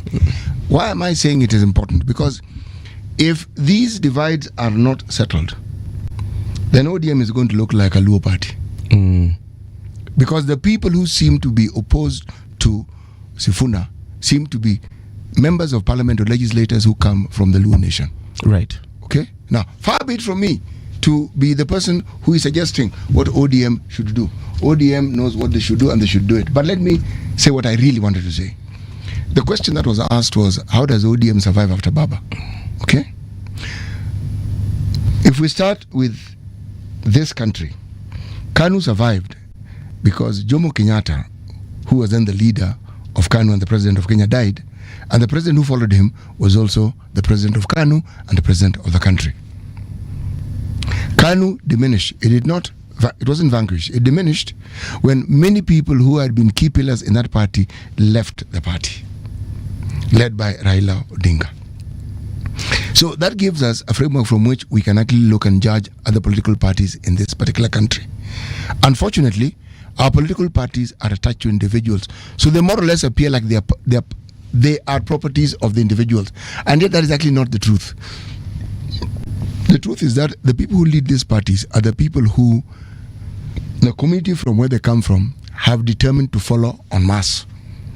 Because in the absence of the following of these people, they would not have a constituency from which to begin their operations, but they are guaranteed that vote. If we go across the border, NRM have been in power for the last 39 years, one president. So they haven't been tested, so we don't know. But in Tanzania, CCM has been tested. Because Julius Nyerere didn't only stop being the chairman. In 1990, kutoka chama. He was even chairman of CCM. He left. He was alive. Yes. And the party structures came into being, and we saw the changes. Those who had been younger in the parties took over, and they've had these transitions from the time Julius Nyerere began until now. Minimal hit. They have the opposition, and they're going through what we went through. But if you look at other parties within the country, DP was an old party, nobody even hears of it. Savina party is actually older than ODM. It didn't diminish, but it was never anything to speak of. It existed, one or two members, but it wasn't there. All these other parties that people have, and there are very many parties in this country, they're over 100. They are of literally no significance. They are briefcase parties that people have for purposes of whatever it is that they plan. I can't say that I know. ODM has proved to be a national party. The influence of the late Raila Odinga and the rubber stamp, and in trying to be as inclusive as possible of all the nationalities of this country, is something that you can see even now. But it is absolutely important for, if this party is to claim that they're united and to claim that they're going to survive, the national outlook that Baba spent that much time trying to create must actually be demonstrated. Because as of now, all the people whom we hear speaking come from the Luo nation. I think, first of all, City, it is such high praise that you draw parallels of ODM and ruling parties. Yes, I do. That is the key difference between the Orange Democratic Movement and the parties you've mentioned. That those parties existed to capture national power, yes, and they have stayed in power. Yes. The Orange Democratic has endured without ever capturing national power. So we are not threatened because we have never had this power to begin with. So there's nothing new. You know, it would be different if the people's president had died while having been in the throne. But we know very well that under this constitutional dispensation, you must excuse my address, Raila Odinga was the monarch under which president served. And so the Orange Democratic Movement, is the constitutional monarch, because every 2 years you will mess up and he will be there to sort out your mess throughout. So the Orange Democratic Movement is not threatened by any of this. That's why I keep on saying, and when you mention that aptly, from the coast we have Mheshimiwa Joho, who is currently in cabinet and is very influential. Where? In the coast. He's not. Okay, fine. We have Governor Abdul Swamad, who's very influential. I would say is very influential because he ends up being governor. You know, he is our deputy party leader, and he speaks. In fact, he's the one who was hosting us for ODM at 20. It is his county. Mombasa was painted orange. If we go to the Maa community, we have Senator Ledama Olekina, who's doing such a great job in bringing the Maa community together. If you go even to Laikipia, you go to Kisii, to wherever. So ODM still remains to be a national party. So these contradictions, and I remember your question was about there seeming to be a group of legislators that are hell-bent on that sounds like they hate Sifuna. I would want to ask, what is people in political parties to be loved? Of course, popularity, it really does help. But if you're dispensing your work, you know, how special do you have to be? Who are you that Baba loved so much that you can be contrary to his masses? Because as you rightly put it, that Baba himself in a delegates convention in was it in Busia, when Sifuna had just done an explosive interview with Yvonne Okwara and waxed lyrical about how he's against the broad-based and whatnot and all those kinds of things, he goes ahead in front of his people and he says that, hey, lazima mjue kwamba Sifuna ndio spokesperson wa chama, and he does that, and he defends him as a good leader, as the supreme leader should. Days later, what happens? The same Sifuna was speaking the way he was speaking, came and read a statement to us, the official position of the party, because now I'm judging him not as Sifuna, as a senator. I think he deserves to have personal opinions, and he's a smart man, he can have his personal opinions. Now I am judging my Secretary General because he read and he said we are firmly within the broad-based arrangement. So who are you again speaking out of turn after telling me, because you know me, I'm an ordinary member as things stand. You tell me one thing that we're in a broad-based arrangement, and then suddenly you want to confuse, you want to be Secretary General when it's convenient, then you want to be your personal a person when it's inconvenient. Kasman, what I'm saying, yes, stop airing your dirty linen in public. But that's all I'm saying. We are not airing any dirty linen. You are. I'll tell you CT why I'm pushing back. I say I'm a consumer of information. Yes. See, I'm looking at what you people. The reason why it feels like the ODM is airing its dirty linen in public is because we are the largest party. We cannot all fit in a WhatsApp group. We are a party of over 7 million. If 7 million people have some sort of business meeting, it is bound to seem like it is public. And I think this sounds good because it means if it's in public, you are in ODM strongholds. And so it means that the party is even doing better than we thought it was. What I am just trying to say is that it is time for leadership to do what is right and not what is popular. They have to take such firm stance and do what actually they are mandated to do, because we will not accept this thing as young people, where Baba for 20 years he steers the party so steadily through such hardship. Then upon his demise, you want to ruin the party for us on populist grounds. You think anyone is ever going to be more popular than Raila Odinga? If Raila Odinga in his wisdom, because all of them bow to his wisdom, they all agree that he knew better than they did. If he in his wisdom saw it fit to enter a broad-based arrangement after consulting the entire nation, those people, because I attended a central management committee, they were not opposed there. So if you know what he should be doing, if you feel you are opposed to this arrangement, go call a national delegates convention, ask the people to the people. If the people say yes, yes. If the people say no, no. But as leadership, you cannot come to us after telling us that we are family in this arrangement. You want to become an activist again. That one is what we are saying as young people. I have a question. A certain quarter is trying to spoil this thing for us young people in the Orange Democratic Movement. We won't allow it. All right. So he said, that is Baba. Baba said that ODM is firmly in the broad-based government. So is it firmly in the broad-based government until 2027, and then from there mambo ya badilike, or 2027 and beyond to 2032? I have not minced my words. I said that we are firmly in the broad-based government. The broad-based government has an expiry date. Yes. Yes, it's 2027. Okay. Even the president himself has acknowledged it publicly. There was no deal for 2027. So if people, and that's why I keep on saying this will be judged. And Baba himself said that we shall go back to the people, and the people will judge us based on what we did. So I'm not here. Let us not conflate these issues. And that's why I tell my Secretary General not to try and be crafty. This means you just work. Even he has a term, the term that will expire. But right now, what we need is stability. But now, on the one hand, people want to say, let's not make this a Luo affair, let's not make this thing a whatever affair. But in the day-to-day running of the party, the people who I see defending the party are legislators from a particular zone. All they want to do, they want to come and criticize ODM in ODM strongholds. My Secretary General does not call for meetings in his backyard to do the things that he comes to do when in front of Baba. That's another thing which I sort of disagreed with. And now when I'm grieving, I want to say that now there's no, you know, the people who think that the ODM is split into two. Yes, as it is now, we are saying we have to do one thing. If the majority of the party, the majority of the members have said that now we are tired of dying, we are tired of tear gas, now nyamaza, fanyeni kazi. That's what we are asking our legislators. Work for the party, work for the people. This time for siasa will come, but they are where people want to bring all these kinds of things. And you know, me, I can politic because I am not in that. I'm not in an active member of leadership. But right now, we need a decisive sort of leadership, and it will not come by bickering, by trying to play cheap popularity politics. Whether I'm threatened or not, I'll keep on saying this, that there I think my Secretary General was wrong. Okay. Yes. There's something the president said during the burial of the late Raila Odinga, and he said ODM will be part of the next government or form the next government. What does that mean? That is a sentiment. That is the whole purpose of ODM. Yes, it's the whole purpose of our party existing. We are just saying that the purpose of party existing is to capture political power. Yes. So if currently, if you think about what is the largest party, it is the Orange Democratic Movement. Yes, because it remains largely unchanged.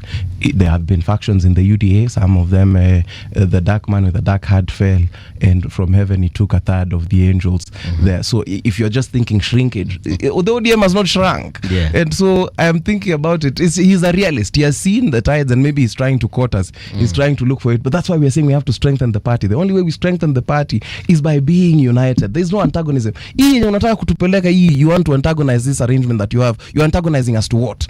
Yes, because you're not doing anything substantive for the people that you will say that. Now you see, in this broad-based arrangement, you're doing this, but out here, we're doing this. I find it very pretentious that these people on the one hand stand and say, and I disagree totally with this approach, by the way, but politically that's the current mosaic we have in Kenya, but that's what it is.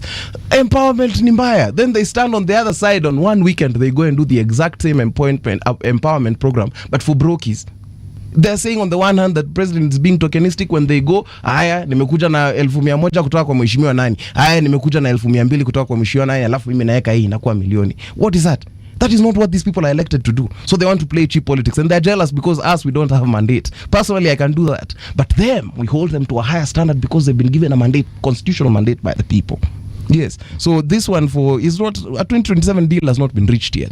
But would you not say, Kasmuel, that hypocrisy is a common currency in politics? I mean, if a certain sentiment or a certain perspective favors you, then it is good. Bwana City, would you not say that if eloquence is a function of media? Let me put it this way. Flattery will get you everywhere.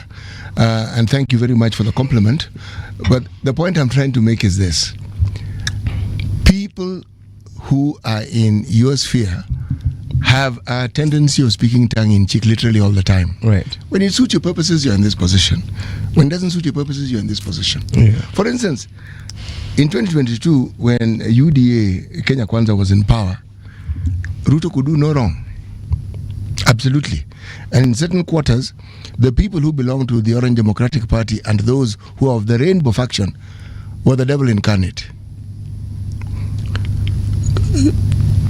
Punde si punde, there's a little change, and certain members of the executive are no longer members of the executive. And the conversation flips completely. It's the same person. So essentially, it's clear he is good so long as what he does serves your interest. That's our politics, isn't it? Okay? So now ODM are in a position where the broad base, as we say it, seems to serve their purpose. And by the way, I'm strengthening what Kasmuel was saying. That actually is the reality of politics, and we should not pretend that it's anything else. Everybody looking for an avenue through which they can gain power. But there's another conversation which is mightier than that. But it's a conversation that is completely forgotten when we have this conversation. What it is that those formations do to better the lives of the citizenry. Yes. Yes. That conversation is not had. And if it's had, it's in a statement.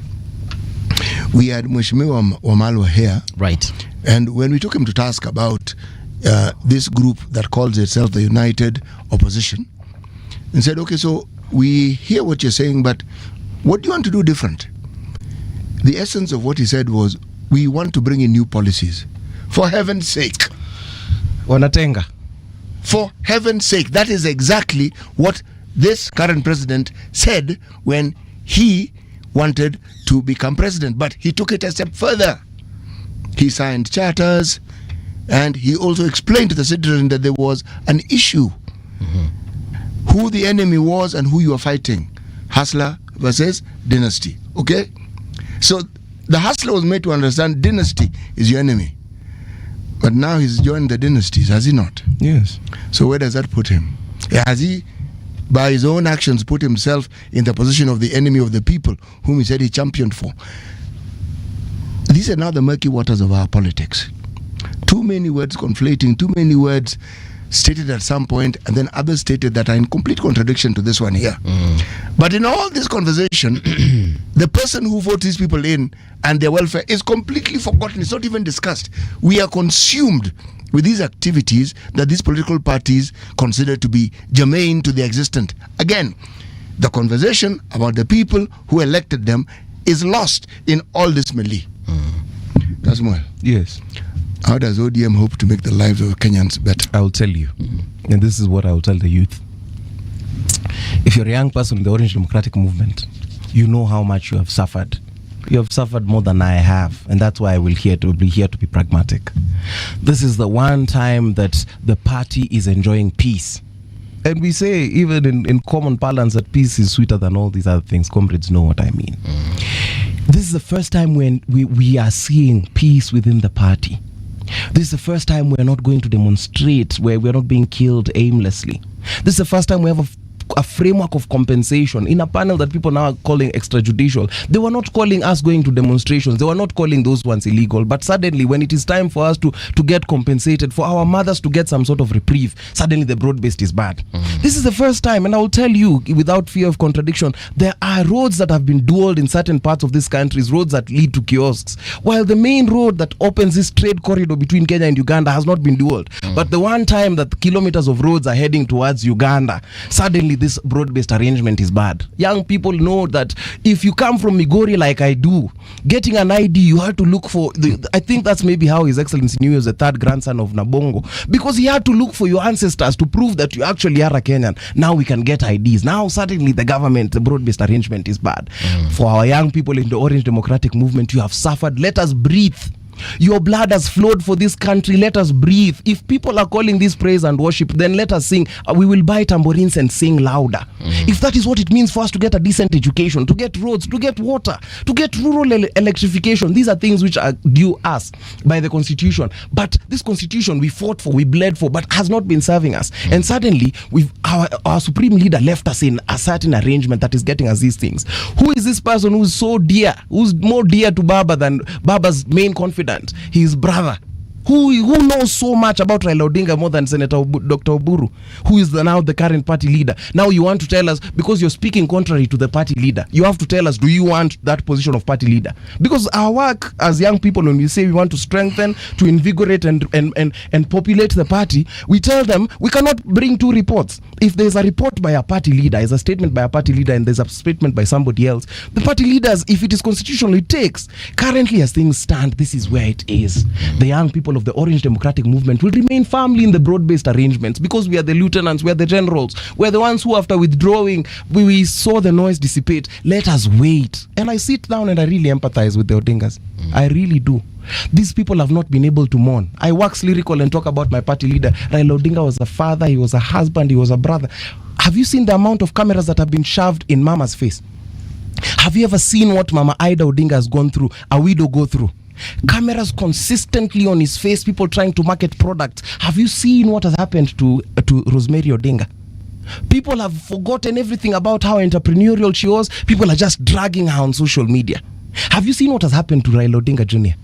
They forget that he holds a master's, he's a master CEO of a creative hub. They've forgotten all that. People have decided to mock him for a condition beyond his control. And have done whole challenges. Well orchestrated propagandas. Have you seen what happened to Winnie? It has gotten to a point where people have forgotten that this is a woman, a member of who represents us in the East African Legislative Assembly, a devilishly educated woman who has lost her father in less than a week and has had to see her father breathe his last. she's currently being hypersexualized on social media. That is what is happening. And you want me to trust those people? Have you seen what has happened to people like Salah Okech? Salah Okech was Baba's adopted son, a man who had Baba's heart. Whenever you heard Baba was somewhere in Dubai, in the deep waters, or in the point in the marina, Baba was with Salah Okech. Have you considered what has happened to Dr. Oburu Oginga?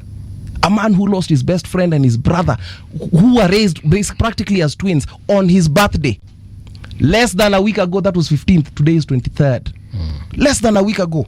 And everyone now is asking us what is going to happen. Have you seen what has happened to Mheshimiwa Ruth? You're telling us not to make this a Luo affair. And we are mourning. Who am I? Am I supposed to mourn as a different tribe? I can only mourn as a Luo. It has been a week. But the enigma was so larger than life that it feels like he died such a long time ago. It has been barely less than a week. And everyone wants to make proclamations about what the party direction should be and whatever. And they were not doing this for the enigma when he was alive. That's why I keep on saying that right now we will stay in this broad-based arrangement. I say it without fear of contradictions. Those troops that I am seeing, certain quarters, certain elected legislative members. Nawe kama wewe ni youth ODM, usikuwe mjinga, usikuwe fala. Mheshimiwa hawezi kuja kukutoa hapa, anataka kupeleka wapi? Anataka kupeleka kwa streets. Ni kama wewe hujauliwa, ni kama marafiki zako hawajauawa. Hawa waheshimiwa kuna relatives wao wamekufa, especially wenye wanapingana na hii serikali. They have always been tagged. When it's time for them to hide, they want to hide in those ghettos of those people who are currently enjoying peace. We will not tolerate it, man. We will not tolerate it. There is no situation where a leader who is in his prime, even if the prime was 80, has passed away, and there has been no scuffle. It never happened. There are always issues. Why I brought in Emera into the conversation is because you can compare him with Moi and even Kibaki in this sense. People who leave office and then pass away. Okay? So they even have other roles after they've retired. But when a leader who is in position of leadership passes away, and Raila Odinga was unique in that, yes, he was never president, but everything about what he did even went beyond the presidency. So his passing away is likely, as we see it, raise so much dust in all manner of directions. That, unfortunately, is part and parcel of who the person was. Because you cannot be the person who brought about or was always in the groupings of people who brought about such monumental change, and then your passing doesn't bring about change. Oh, yes, it does. The passing away also brings a proper shake-up of the status quo. It does. And these conversations that we are speaking of represent that. And these are strong conversations we're having. Oh, yeah. But what it does, in an essence, the conversation we were having earlier on, you summed it well. It tells you who your friends are really. So take note. Don't forget easily what you are seeing now. Because people are actually coming out in the element. Don't assume that didn't happen. Adopt Jomo Kenyatta's stance. That we will forgive, but we will not forget. You see it, don't pretend it didn't happen. It did happen. Don't pretend it wasn't said. It was said. But it then forms a reference point. So as you relate to this person, you have an idea who it is you're relating to. No falsehood here. But the subject of my inquiry, if I am to eulogize Raila Odinga, that will be another day. The Orange Democratic Movement. That really was my focus. That's what I was talking about. That's what I was questioning. Because in the absence of Raila Odinga, there would have been no ODM as we know it. It's not really complicated. It's true. It's a simple issue. Yes. Simple, straightforward. Yes. Okay? He gave it power. He gave it zap. He gave it energy. Now, the moment that energy is gone, new energy has to be created. And in my mind, this is the process of creating it. You are a mind reader. Hii kugongana yote. You are a mind reader. As far as conspiracy theories go, someone, I was reading this now on social media, someone was saying that all these things we're seeing with Rigathi Gachagua, Governor, Kahiga, and then what is happening with Sifuna, what is happening with Governor Gladys Wanga, all these things somehow are orchestrated by an external force. And of course this external force is said to be the president, that is President Ruto. And the fact that, Mutai said this, and then now we are seeing Gladys saying this, and then now we are seeing Sifuna saying something, all this was some domino effect that was set in motion. It's called dead cat in chief by the president. Something so absurd. Do you in your wildest thoughts? Do you think that is actually a possibility? I'll tie this to the concern that CT raised about the Orange Democratic Movement. The Orange Democratic Movement has always been a pro-people party that unites people in the center-left in our ideology. And I've spoken about it aplenty. But we must look askance at people who want to sabotage what this is. The energy that Raila Molo Odinga left, he left so many influential people that one person leaving the movement will not alter it. That 10 people, if 10 influential leaders left the Orange Democratic Movement today, it still would not die because they set processes and it was born through a popular struggle. There are people who are budding and just waiting to come and occupy who are much better. So that's why I keep on looking at this, and I'll keep on defending my national party chair. She's in a most unfortunate place. Even during the burial, I saw people saying that said the vilest thing, that she's planning to even organize murder for people. And this is a person who I've seen give herself wholeheartedly to the party. These are the people you can call, and it is dicey. When I call my party chairperson right now, she'd be like, yes, Kasmol, it's either I'm in a meeting or not, I'll call you later. What is it? She knows all of those, and these structures have been created and they still endure. There are people who are not doing that work. There are people who I don't see on the day-to-day. There are people who I only see when it is time for media. When a convention has been organized, they don't participate in all these things. Some of them are legislators. They don't digitolea, and I have to give props to the female legislators. I've seen people like Mheshimiwa Elachi, who people drag. She's doing so much, and she continues to do so much for this party. Akina Mheshimiwa Rene Mayaka. All of this, Mheshimiwa, you call people for praise and worship, akina Junet. They never miss a meeting. Even lowly meetings with us people who are huku chini, who are ordinary members. But some of these people who never attend any of these meetings, they want to come and lecture us in the media how the party will be run. That's why sometimes I'm very bitter. And because we have been begging people to join the Orange Democratic Movement. Sasa unajua watu wanataka kutufunza kazi. And I told them, you just dial *486*036#. You join, then now you can lecture me. But I am here in the struggle. You want to teach me how to be in the Orange Democratic Movement. And I've been persuading you for the past 1 year to join. Join if you think my position is bad. Join and populate it, become the majority, and say this is the direction we will take. But for now, whether there is an external hand or not, I know in my heart of hearts that the Orange Democratic Movement has a memorandum of understanding with the United Democratic Alliance that has a 10-point agenda. We will just hold that up, and we have an enduring agreement up to 2027. The last words that His Excellency said is that we remain in this arrangement till 2027, his last public appearance. What he said is that we do not have an agreement on the presidency come 2027. Why are we talking about 2027 now? And we have people who need to be compensated. That's why we have a committee of experts that's supposed to take care of that. Why are we talking of 2027? And there are young people to be mentored in the party. You're not mentoring them, you just want to antagonize. We have just come from protests last year. Hii wabunge wenye wanaongea sana, especially in the party, walikuwa wamepumzika. Sasa mnataka kuturudisha kwa mbio. Sasa sisi kama vijana tumesema tunatulia where our interest will best be, and I will seek this, and I've said now for the youth, nitabisha hii milango yote. I will even speak to I'll seek audience even with the president himself, if that is what it will take for the youth to be peaceful and to have this employment, and for just our young people to not suffer the brunt of bullets.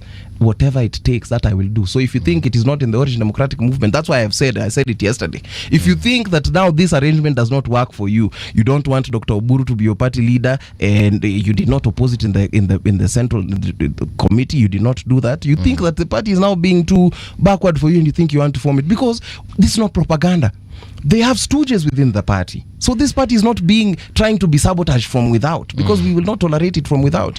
And on knowing our enemies and knowing our friends, we know them, because when my party chairperson says that we now know who our friends are, people are speaking, we will not forget. We will remember. You cannot tell us to have lunch with people who have wished and have consistently wished death and ill to our party leader, and suddenly now you're telling us, what we need to do is to have lunch instead of censoring. We hakuna silete mchezo. Kidogo inakuwa tricky. Silete mchezo. Kasmuel, thank you so much. As usual, it's a pleasure hosting you here, hearing your perspectives, of course, and we wish you all the best as far as your personal ambitions are concerned, and as far as ODM is concerned. And I'm sure it won't be long before we know exactly what is where with who and how. Asante. Yeah? Yes. All right, we're taking a short break.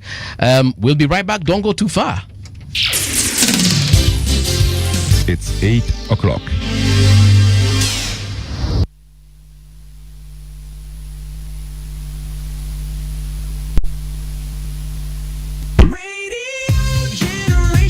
The sound is fine, pump it up, turn it high, all the time. Let the music move you, let's sway. Radio G's got your jam all day. Radio Generation, the home of urban soul.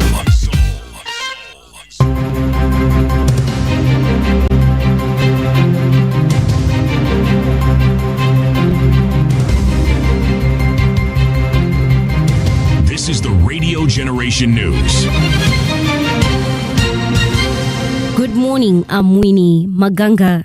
The Milimani Law Courts has granted investigators an additional 6 weeks to conclude investigations into a cyber fraud case involving university student.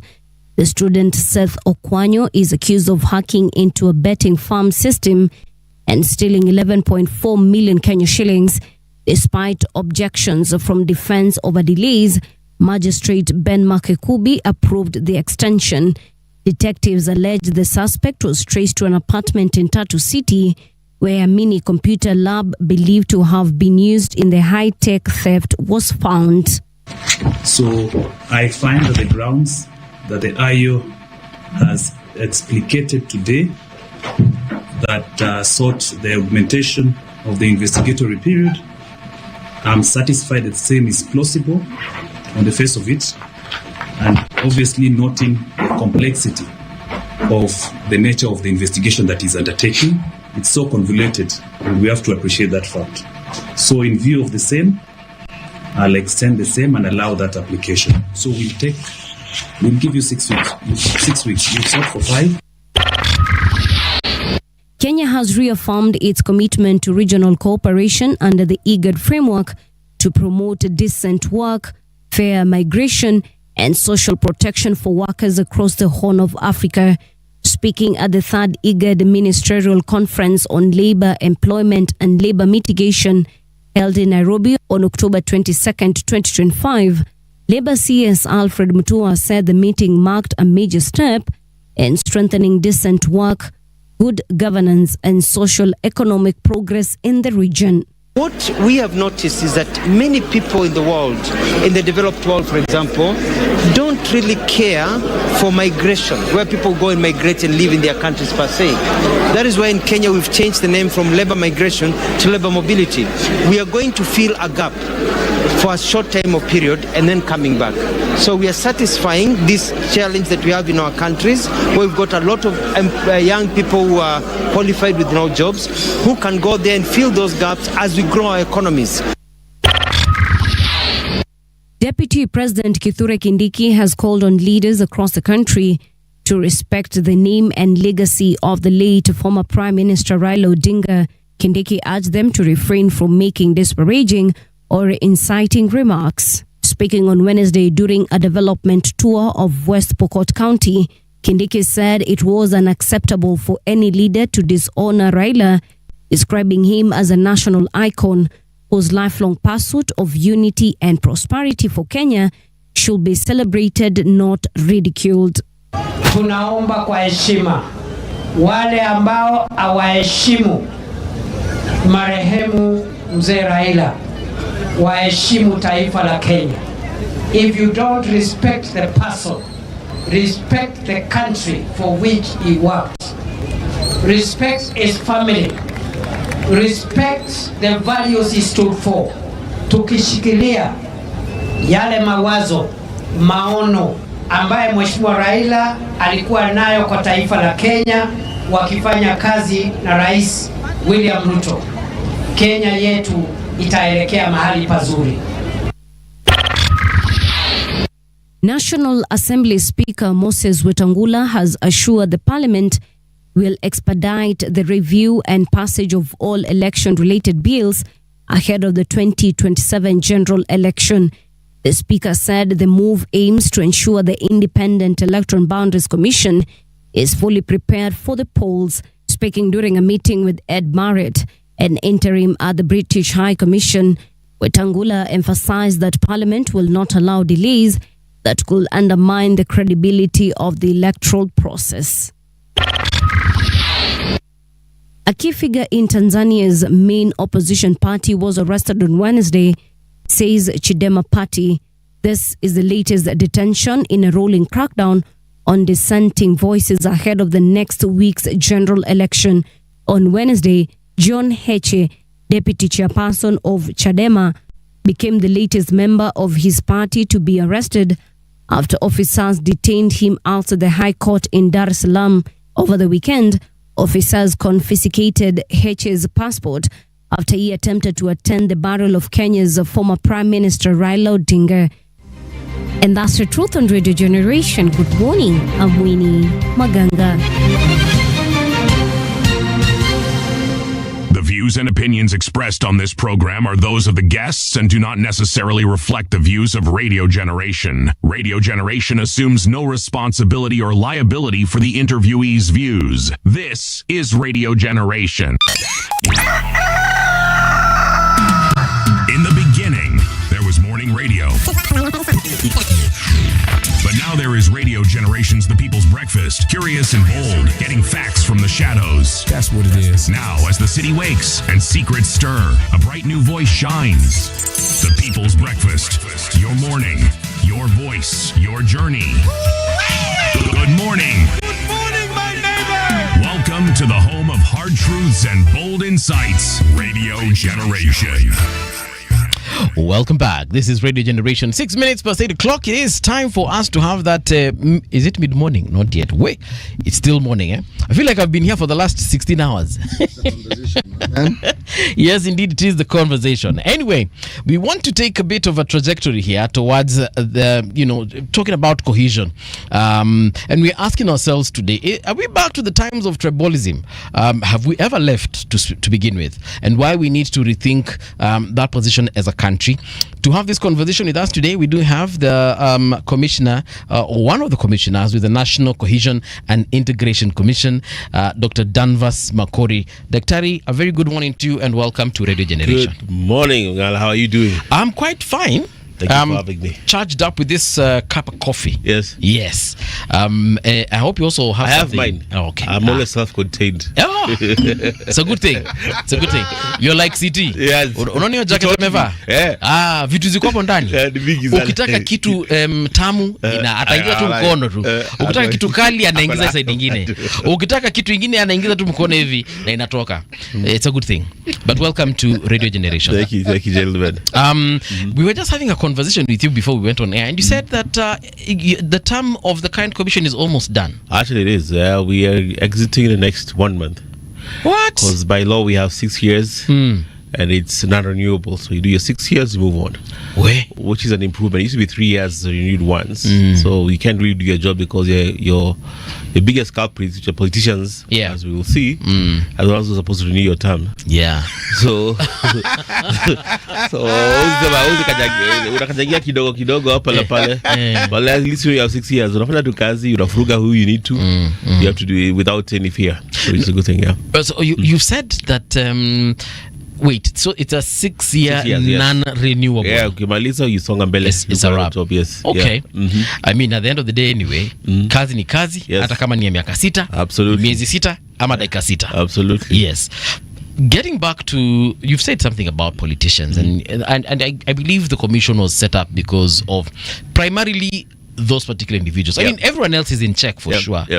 But primarily because a lot of what we are seeing in as far as hate speech is concerned and tribalism and divisive politics, it's basically that class we call politicians. You know, I was invited yesterday. I looked at the topic, and I was thinking, City, we are 2025. 2025. Yes. 21st century. Yeah. We're still talking about tribalism. I mean, on a serious note, I mean, I think we should be serious as a country at one point. I mean, it is very, very sad. Yeah. To begin with, that either we are like goldfish, we have a short-term memory, or selective amnesia, that we easily forget where the country has come from and where we purpose never to go back. And then we have individuals who occasionally, intentionally actually, always wanted to take us back for expediency purposes, for political purposes. I do not think by any chance it is, people say it was reckless. It was not reckless. That was very intentional. There's a narrative that is we have to be careful also for us not to fall into that trap, perpetuating it and pushing it beyond what it was meant to be. But it's good to call out and to hold them accountable, because for the most part, yes, it is politicians. But it's you have to be careful also. We always blame the politicians. But we need to look ourselves in the mirror too. If you listen to that clip that necessitated these specific discussions today, if you look at that discussion, that clip, when the governor was talking, what was the audience reaction? They were just there. Not just there, they're actually laughing and finding it funny, and some even clapping. Yeah. So, and as much as we can say, I'm not blaming a whole community, I'm just saying I've one time years back, about actually last election, there was this politician coming from Garissa. He was a member of parliament then, and the people from Garissa and Isiolo have been having issues back and forth, as in many places of our country, which we were mediating at that time. Okay. So this politician stands up. It's a big crowd, probably like 100,000 people, massive, and the crowd wanted him to speak ill of the people from Isiolo. He's Somali, but the people of Isiolo, of course, are mixed Somalis, there's Boranas, there's all kind of, there's Merus, all kind of people there. So he's saying, so the crowd were egging him, because everybody in that crowd was bashing these guys from Isiolo. They're egging him. And first of all, he refused, then called the people out. He said, you guys, this is ridiculous. Well, why would you not do this? They're still Kenyans, they are brothers and sisters. And as a politician, you want to be popular, but he actually choose an unpopular route. Now, why I'm saying that is because if you look at that clip, the people actually did not say anything. They were part of it. They were actually enjoying it. They found it actually quite funny when you were saying what he was saying. And we've seen politicians being booed, haven't we? Yeah, Yes, we we've, have. yeah. So We've seen the president being booed. Booed himself, yes. So how comes that he wasn't being booed? He was nobody challenged it.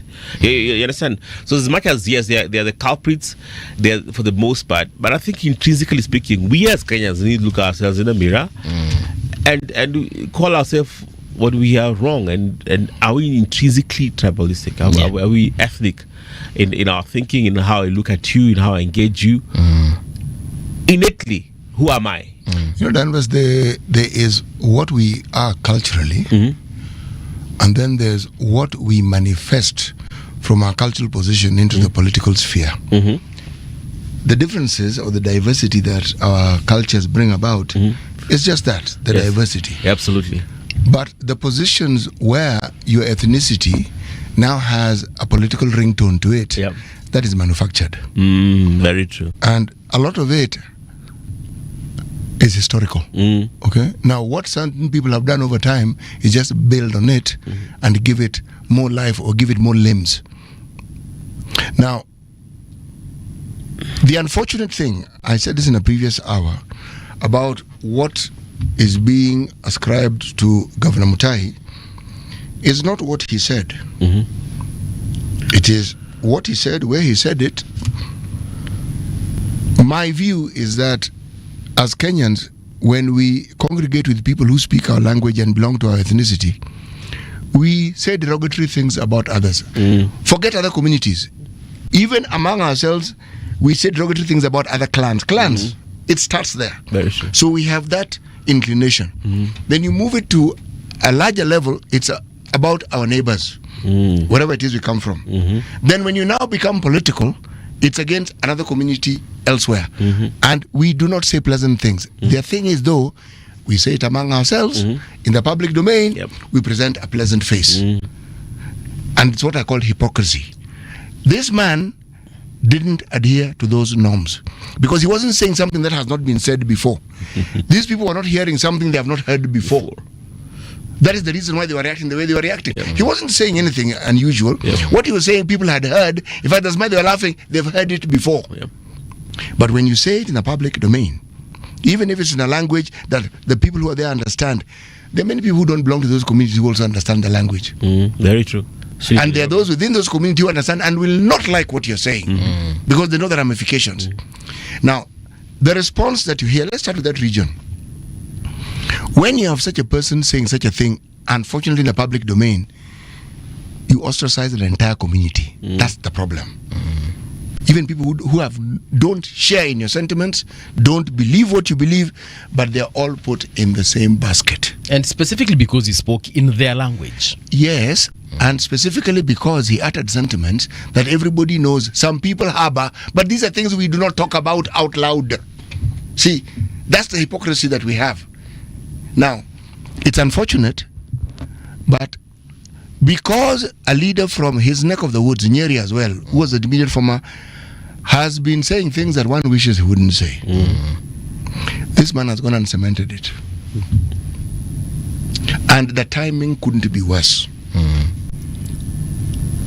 So in such cases, Daktari, what is the role of the commission? First and foremost, in this specific issue, actually we have some of them, because the rule of law, the process of law is you investigate before you arrest. Yes. Okay. There's always been there's a push, you need to arrest him. Okay, well, fine and good, we arrest him, but you see, in our law, if you arrest somebody, you need to produce him in court within 24 hours, working days. So what are you charging him with? Yeah, and remember, separation of powers demand that it's not us who prosecute, we investigate and arrest. It's the DPP that prosecute. So we have to produce the file to them. They have to look at it. They have to make sure it is to their standards before they. So you basically, there's time before you arrest somebody. So what you do usually, you someone to write a statement to clarify statements as we investigate. The actual clip was done in his mother tongue. So there has to be translation. There's transcripts to come. There's a professional. It is a process. The actual clip, actually, we don't know who recorded it, so it has to be authenticated to make sure it's not AI. Because his lawyer can say that was AI.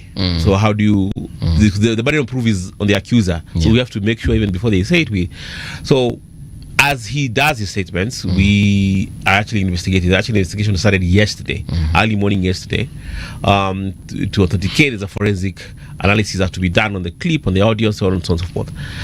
If he doesn't show up, of course, he'll be arrested, because that's the powers we have. Then we take the file to the DPP. If they choose to elect charges against him, they do. If not, they don't. And usually that's the case. They usually don't. Now, but here's what that's the role of our commission, as far as the law is concerned. But also, partly also, we have many roles. That's why I'm here to remind Kenyans that we're better than that. We should not allow that. And we should also hold those leaders accountable, because we can act within law and arrest, investigate, arrest, take to court. Okay. But the damage is still done, has been done. Do you know what politicians fear the most? It's the people. It's the votes. And the people of Nyeri, if they are genuine, and what he said is inconsistent with what they believe as City is saying, they should hold him accountable.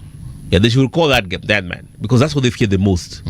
Because if they do that, there's deterrence among all other leaders who say, no, I guess if we do this, I guess, because that to me is unacceptable. You should never say that. It's just wrong. It is it is wrong. It is intentional. It was wrong. As he said, these thoughts have been there. The sentiments have been always somehow lingering. And a leader in his caliber says that it has to be a level of accountability. So we can hold him accountable. But what they fear the most actually is the people themselves. Yeah, and the people have representatives, the MCAs. You know, for a fact, you know what I can challenge them? If they genuinely disagree with what he said, that man should be held accountable, politically speaking. Yeah, they should recall him. Then they'll say, you know what, yeah, that's what he said. We don't believe it. That now, if they go that way, the country actually will say, you know what, I think we've moved forward. Do you know, if you realize what happened is the apology that he gave wasn't even sufficient. You know the governor should apologize first of all to Kenya, to whole country. No, forget about what to the family and to the no. The apology should be to the country first, because the country is in mourning. Yeah, it is a national mourning. Whether you disagree with Raila or not, whether you like him or not, whether you are for him or not, of course, it's a democracy. The people who didn't like it, the people who liked him. But the fact is, we're not a national leader, or disagree or not, we're in a state of mourning. So respect that. At least, so the fact that, do you remember, City, I don't know how old you are, in 1993, the Chipolopolo, Zambia national team perished off the coast of, I think, a board. It was an airline flight. Yeah. The entire team, and it shocked the country. They are national mourning, and they're Africa. I was a young boy, and we loved that team. I think they want to go far. Actually, it was a beautiful team. Lawrence, There were two Bwalya brothers. The Bwalya brothers. Yes. Remember? Oh, they played some sublime football. Yes, unbelievable. Now, what happened was, and why I would draw a parallel was because when the nation went to mourning, 7 days mourning, just like we had 7 days mourning. Yeah. The whole country was in mourning. Africa actually was in mourning because we all loved that team. Actually, we have the young, but we followed them. We loved them. Can you imagine in that state of mourning where the country is just shocked at your mourning, and then you say something very careless about that team? I mean, how will that go? It is in bad taste. You understand? So if the governor believes that if this is in social media, it's called Caston, if Caston believes that, he should have waited maybe 6 months later and just say that. So you're just insensitive the wrong time. So I would say that even he owes the country an apology. Forget about even to the family. Of course, the family has lost. The country number, because the whole entire nation is in mourning. It just gives a break for whether you disagree with. There are people who I know totally disagree with him, but guess what? Respected the mourning period, not to do anything. We study social media. We not study. We monitor social media, and you know what is unique about social media? You know, Gen Zs are unique. They're an interesting lot. And they're very interesting. Yeah. But guess what? They what they felt about him prior in this period, they all quite quiet. Yeah. And these guys don't spare anybody. When the Honorable Olachi lost his son, you know what they said? You remember? I remember it was really nasty. So they don't care. They will come at you. But guess what? And this time, even them, the only people they hold accountable is the former president of the United States, Barack. They said, dude, this is your cousin. Why are you not saying anything? Say something. Say something. You understand? But even them, who do not care, actually held back their fire in respect. There was something about this man, whether you like it or not. At least, you understand? So even if they held a fire, and I mean, we monitor social media, there wasn't nothing much going on that was very negative. Yeah. So to speak, generally speaking, of course, there's 1-2 people who will say crazy things, but for the most part. So I think he owes the country an apology before he even goes to the family and so on and so forth. But I've explained to you what our role is. Yes. Yeah. And when I get back to you, I'll ask about what the commission, and especially yours that has been there for the last 6 years, some of the things that you've been able to achieve in office. But allow me to introduce our second guest, that is Bishop Hudson Ndeda. He is the National Chairman, Church and Clergy Association of Kenya. Welcome, Bishop, to Radio Generation. Thank you. You just found us having a conversation here with Daktari. We're talking about what happened, in the last couple of days in regards to what Governor Kahiga said about the late Honorable Prime Minister. Perhaps you can chime in and let us know when you saw that clip, if you did see it, what were your thoughts? What Kahiga said was very unfortunate coming from a leader of his stature and caliber. It was very wrong. And for me, I found it that he was very intentional, because he spoke everything in Swahili, but then when he wanted to speak that, he switched to his language. So on his mind, he knew that it will not go out public. It will be close to the people he was speaking to. That is not the direction the country should take. And the man he was speaking about, we are talking about Honorable Raila Odinga, what he has achieved for this country. I don't think if Kahiga will stay even another 100 years, he'll be able to achieve that. So he should be able to respect our legacy. And let me stop there for a moment. He also went ahead and apologized. He issued a statement. He resigned from his position as vice chair of the Council of Governors. Is that enough? It is not enough. In fact, I also released a memo to media houses, and I asked him to resign. And I said he's supposed to resign from both positions, because the position of the vice chair in the Council of Governors and governor position, they are both respective positions in this nation. So why would he resign from one position and keep the other? that is not enough. He should do a public apology, and if he's remorseful enough, let him also resign from being the governor of Nyeri, because he needs to understand when he spoke those things. Look at the kind of talk it has created in the entire nation. Even in his own backyard, there have been demonstrations against him from the people who elected him, because then they feel they didn't elect him to become such a kind of a leader. So that is the message they were sending to him. So if he has a conscience in him, he is supposed to resign even from the position of governorship, because that is what his people were telling him by demonstrating in his backyard. Yeah. You know, there's this whole conversation about, you know, leadership and integrity, and just being a respecter of persons. And a lot of people, if you look at social media, what is being said is that he did not respect, number one, the position that he holds, because he should speak in a certain way, and then he did not respect the people that actually the person rather that Honorable Raila Odinga was. And in respect to that, had this been in another country, say the United States or the UK or Germany, people are saying that perhaps he could have resigned immediately. You know, he wouldn't even have waited for this uproar that is currently ongoing. He would have just said, you know what, guys, I have failed you, I'm out. Yeah. Do you think we will ever get to see such a situation in this country, where a leader, when he realizes the gravity of his mistake, he will say, kwaherini, I'm sorry, wacha niende nyumbani, nimeacha hii kazi mtu mwingine? Not with the crop of politicians we have. The kind of leaders we have, they hold so much to their positions. Their positions are so much important to them than the nation. So I don't see that happening very soon. But then you've asked a good question. The man he talked about, when he felt that he cannot work with the party he was serving, he showed us the way.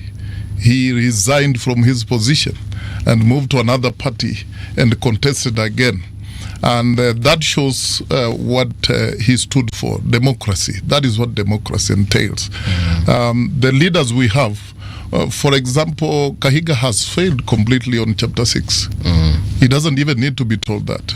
He needs to understand that he has failed on Chapter 6 of the Constitution, and that is enough for him not even to be a headman in his village. He's not supposed to. So I think this situation that has come up, maybe it will create a conversation amongst Kenyans. Yes. Where do we want to take the country? And what has happened to him, even if he's still holding the position, I think it has spoken to many leaders, and they are going to be very careful with their utterances and the way they do their politics. Yeah. Kenyans will begin to demand for Chapter 6. You see, for example, the other day you saw the very MPs, they have come up with cybercrime laws. They want to net in an ordinary Kenyan, a small boy, a small girl down there just speaking themselves on social media. But when you touch on Chapter 6, they will dilute it completely, because then that touches on them. And you see the kind of fines and jail times they have placed on it, then clearly they are targeting a common mwananchi, because only them can be able to pay such fines. Commissioner, this one is to you now in regards to what I had said earlier on. Has the commission in the last in the 6 years that you have been in office, has anyone been arrested, prosecuted? Is anyone in jail because of the work the commission has done? Actually, we've sort of, let me start by what you asked first. Part A of your question is we've had close to 86 cases. Actually, no. So 86 actually are bloggers. Politicians, we've had almost 100 and something people. Yeah. From MCAs to what have you, basically on hate speech. Total since the commission was formed, actually, is 400 people, 400 cases. In the 6 years that you have been in office? In the 6 years is about 100 and something. Okay. Yeah. Okay. Like I said earlier, our role is to investigate. We investigate, arrest, take the file to the BP, they prosecute. And whether somebody goes to jail or not, that is Unfortunately, that's up to now the prosecuting authorities and the magistrates and so on and so forth. A number of cases have been dismissed. There are so many cases right now in court, quite a number of them. Yeah. And it speaks to how the law is set up, the NCAC Act of 2008. Now, who drew or wrote that law are the politicians. NCC was formed in 07, 08, after the 07, 08 violence, in 08 actually. And the very politicians who, and I've talked to a number of them, who were part of that melee, we saw, understood if they created a very powerful institution and hold them accountable, they'll be in trouble. So they intentionally wrote laws that are actually weak, ineffective, and vague, to make sure, well, to tick a box. Yeah, we've created a commission, because they are supposed to do it. But the part of the settlement of the Agenda 4, remember the Agenda 4 National Accord, was to set up a commission like this. So to tick a box, okay, we did it, what we're supposed to do. But in the law, that was how it was created, was weak, vague, very intentional. So that, and they set the threshold for hate speech defined extremely high. So when you go to court right now, and if you look at the definition of hate speech, boss, and before you convict somebody on that, and then before you prove it, it is quite an uphill task. That was very intentional. Now we've sought an amendment to that. The amendment right now is in Parliament. It has been sat there for the past 3-4 years, hasn't really gone anywhere. Why again? Because the biggest culprits are who? Of course. So now they will not want us to really hold them more accountable. So it's a back and forth. But I belabor that. But the fact is, to answer your question, there has been that. But you know what is more effective in our work? This is the enforcement and the deterrence, which is good. But what has proven effective? Let me just quote, and this is very important because there's a negative. And Martin Luther taught us something, and Gandhi taught us something that is very effective when it comes to fighting such negativity and hate. Yeah, and following Martin Luther's footsteps. And let me quote yesterday's quote. The SG of ODM yesterday said something that was very important. Okay, I'm going to quote him. Go ahead. He said, "This is his tweet." Yeah, sure. Yeah, on X. We know there are those who hated Baba, but it's still shocking to hear it. Mutahi Kahiga is easily the vilest of the bunch, but Baba taught us always to respond with love. If you are still around, the next thing you'll see him is having lunch with Kahiga. Think about that. So the question is, see, I don't want us to focus on what he said. The question is, how do we respond as a nation? By the way, people are focused on that lunch bit. And that's what people are talking about, instead of what preceded. Yes. What he said. He saw what he said. Yes. You see, the governor of Nyeri has given us an opportunity to hide our hypocritical nature. I'm stuck on this point for a very simple reason. This man said in public what most politicians will say quietly to people who speak their language and people who subscribe to their way of doing things. And that is where I blame the church. Because all these people, yes, Bishop, this is where I blame the church. Because all these people subscribe to some religious faith.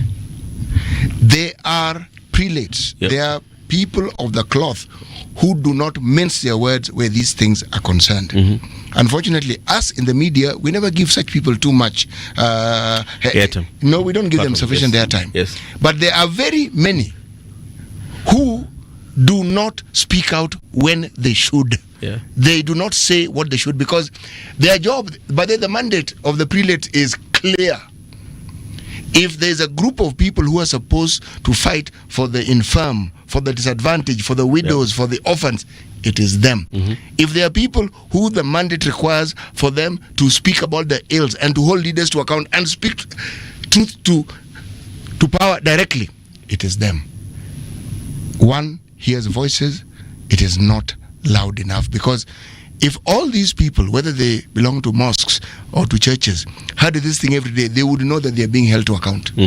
Perhaps the bishop can respond. Bishop, over to you. I don't think it's right to that. You know, even salvation, we don't force it on people. We preach, and those who are willing to get born again, they get born again. And the church has been speaking. I myself issued a statement yesterday, and I said what Kahiga has said is not right. I raised my voice even on the cybercrime bill. is in that speaking. It is. We do speak, but it is one thing to speak, and is another thing for the one you're speaking to hear. Some doesn't have ears, and some have been raised in a way. Their software is set in a way that maybe it will take another 50 years to change them. But the church has been speaking. We have always spoken. Especially me, I've been speaking. I've been in media houses all over. Whenever there is something that we are supposed to speak about, we do speak. Perhaps what he is saying, maybe we have not done enough. We need to do more. You saw like the bishop who preached in the Raila's mass. He spoke straight. That is speaking. But will that finish corruption? The people who will hear just leave it there. But you see, what is more important is to make sure that you don't keep quiet. You speak about the ills. And I'm repeating, what this man said was very wrong. And for me, it was not just a mistake. He spoke what has been in his heart for a long time. Only that he got, and see where he's speaking from. He's speaking from a funeral, celebrating a death. So was he also celebrating the death of the person where he had gone for the funeral? The choice of the venue was even very wrong. Yeah, politicians, when they go to funerals, they should go to comfort those who are mourning and all that. So speaking, we have been speaking and we'll keep on speaking. We have never kept quiet. We've always spoken. Bishop, how about, I think there's something City raised, if you don't mind, about deplatforming. Because that's very fundamental. Politicians love crowds.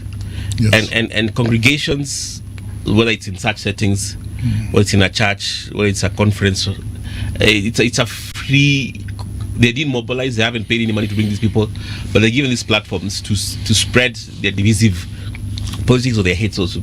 So I think the question I would ask is, generally speaking, because we've seen a number of mainstream churches saying they'll never give politicians the microphone any longer. A few months ago, I think a couple of weeks back, we saw politicians fighting in a funeral, two members of parliament, against each other, and I was on TV, and I said, well, the question is who it's a funeral, it's a private thing. Who gave them the platform? The microphone. And a funeral is very private. Yeah, so somebody gave them the platform. I mean, if it's a funeral, they should attend like any other person, sit down, when nyumbani. You understand? Mourn. The Bible says mourn with those who are mourning, right? So the question is, they are given the church. Now there's a move towards, you see, the Anglicans, the Catholics say, you know what, we're no longer integrate these people.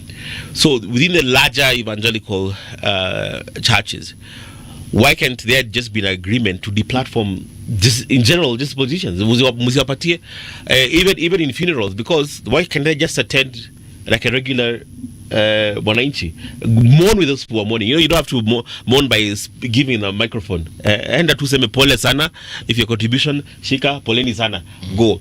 I mean, because to me we reward them as people. We honor them by rewarding them. These platforms. He's a governor, he's an MP. Kwa hivyo lazima ongee. No, si lazima ongee. Hata kwa asiongee kwanza, because then they will learn discipline, they will learn their lesson, they will not be because most of these vile things actually are said in such settings. That funeral was being run by a vicar or a priest or a pastor, right? We've seen pastors or priests deny politicians in sometimes in funeral. So I think the question is, since you're a leader and in your sphere, why don't there can be agreement that should be politicians generally should not be given such platforms? Muziwapatie hivyo tu. We have tried as much to do that, and I'm on record. Maybe after this studio, I will go and look for those clips where I said that clearly. And we said politicians should come to attend church services just like any other person. But of course, everywhere you'll have a few elements of people who will loosen some rules that we put in place. But we have spoken to Kilagi. We have told them, let there be sanity. Let the house of worship be a house of worship. Exactly. When they come in, let them worship like any other person and all that. Personally, I've been to funerals where we have mentioned leaders just by name and tell them, we have so and so around, just stand and wave to the crowd. We have so and so here, just stand and wave to the crowd. And then after there, they can go and talk to people. We are trying, and there is a percentage of the Kilagi who are doing that. Yeah. And maybe because of the things that are happening, they are now creating more room for that and more reason to do that. But I really want to commend some pastors are doing that at this point. But I think that is how we will be able to kill some of these things that we are seeing. Okay. But don't forget that these people also have their own meetings. They have their own meetings where they speak what they want to speak. But in church, we will stop them. You know, in public, they usually have very hard stance. And Commissioner, this one is to you. They usually have very hard stance. But at the end of the day, when they go back to Parliament or State House, you'll see them congregating. They'll shake hands. They'll have coffee, tea, drinks, whatever it is. In weddings, they'll attend. Someone will marry the other one's daughter and so on and so forth. But in public, they take some really hard stance. So what is the Commission doing in terms of just ensuring that there's a part that you might not be able to control, but there is a part, and I believe that part is civic education, political education. Let me just highlight before I answer your question. The hypocrisy. I think it's what you said about hypocrisy. Yes. I'm stuck on that one. Here is yesterday, because you raised a point, and I want to pivot to that. Sure. Yesterday, I saw a number of leaders condemning Governor Kahiga. Yes. Those who are condemning have said equally vile things, just like him. So I'm looking at them, the hypocrisy and the level of hypocrisy and the daring that they can. You've said vile things. You've done even bad things. You even, I think, just you're a type of bigot yourself, but you're very quick to condemn, to throw the stone. Jesus said, let him who has not seen be the first to throw a stone. They were throwing a stone to the stone. The one I like the best is removing the log from your eye. From eye, yes. Before So they're busy removing the log from Kaiga's eye. They have the speck from his. They have big logs. That's the tragedy we have. And at the end of the day, there's something called, there's a phrase, an American phrase called a dog and pony show. It's a show they put sometimes to an extent, and they'll say certain things to appeal to their congregants or their constituents. You see, we talked earlier about the things people say even within their ethnic mother tongue. I've been to a number of meetings, funerals, name it. Where a clan will be bashed, any group will be bashed, because it is expedient to do it there and then. You're appealing to a certain constituency because or a bias that those people specific have. You are exploiting that for political expediency. You're riling that, you're inciting that for political expediency. You may not believe it, but you're seeing it, and the people actually believe it. Then you'll go, now to your point, behind the scene, because I've been to these political rallies. Wanafurugana huko jioni. They're drinking uji, as today it's called, together. And wanacheka say, mazee, leo ulifuga leo. They will have to take it easy. But what they've planted in the seeds of people is animosity. Is they have riled people, they have incited people. That hatred is still ongoing. They have riled it up, as you say, as you said earlier. It is manufactured. We are diverse. We have different ethnic groups, and we appreciate our diversity to an extent. But the hatred has been manufactured and then perpetuated over time for political expediency, for that matter.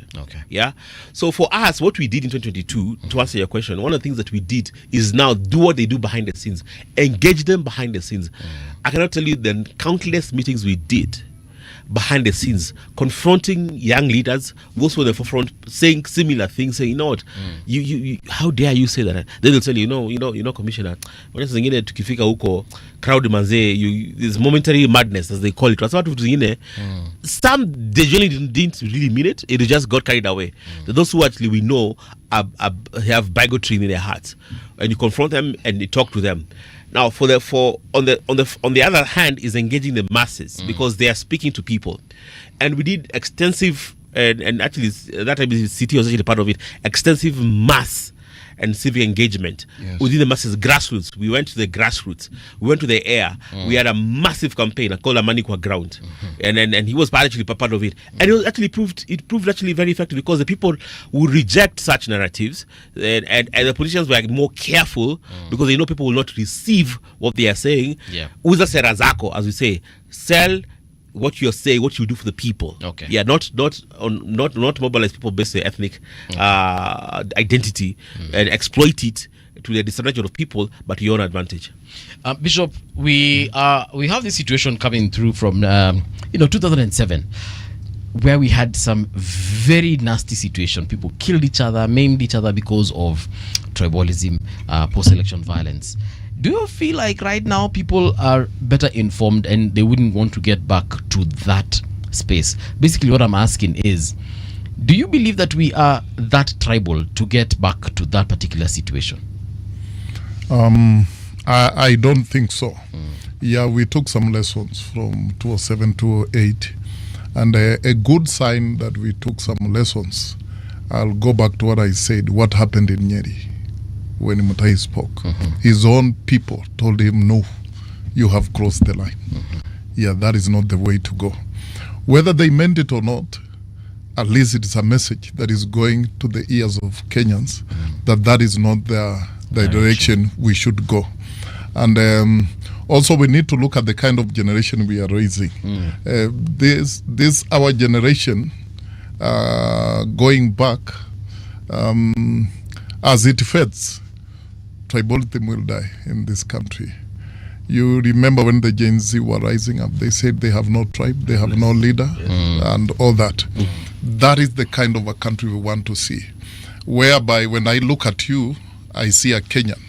If you are a politician, I listen to your ideas, what do you stand for, what are you going to offer, without asking you where do you come from and what your tribe is. So we took some lessons. Do you know, up to today, there are people who have never been settled. So tell me how such a person will think of tribal lineations. He cannot.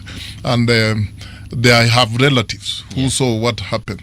So those are the people who needs to help Kenya to speak to Kenyans and tell them tribal thing is not a good thing.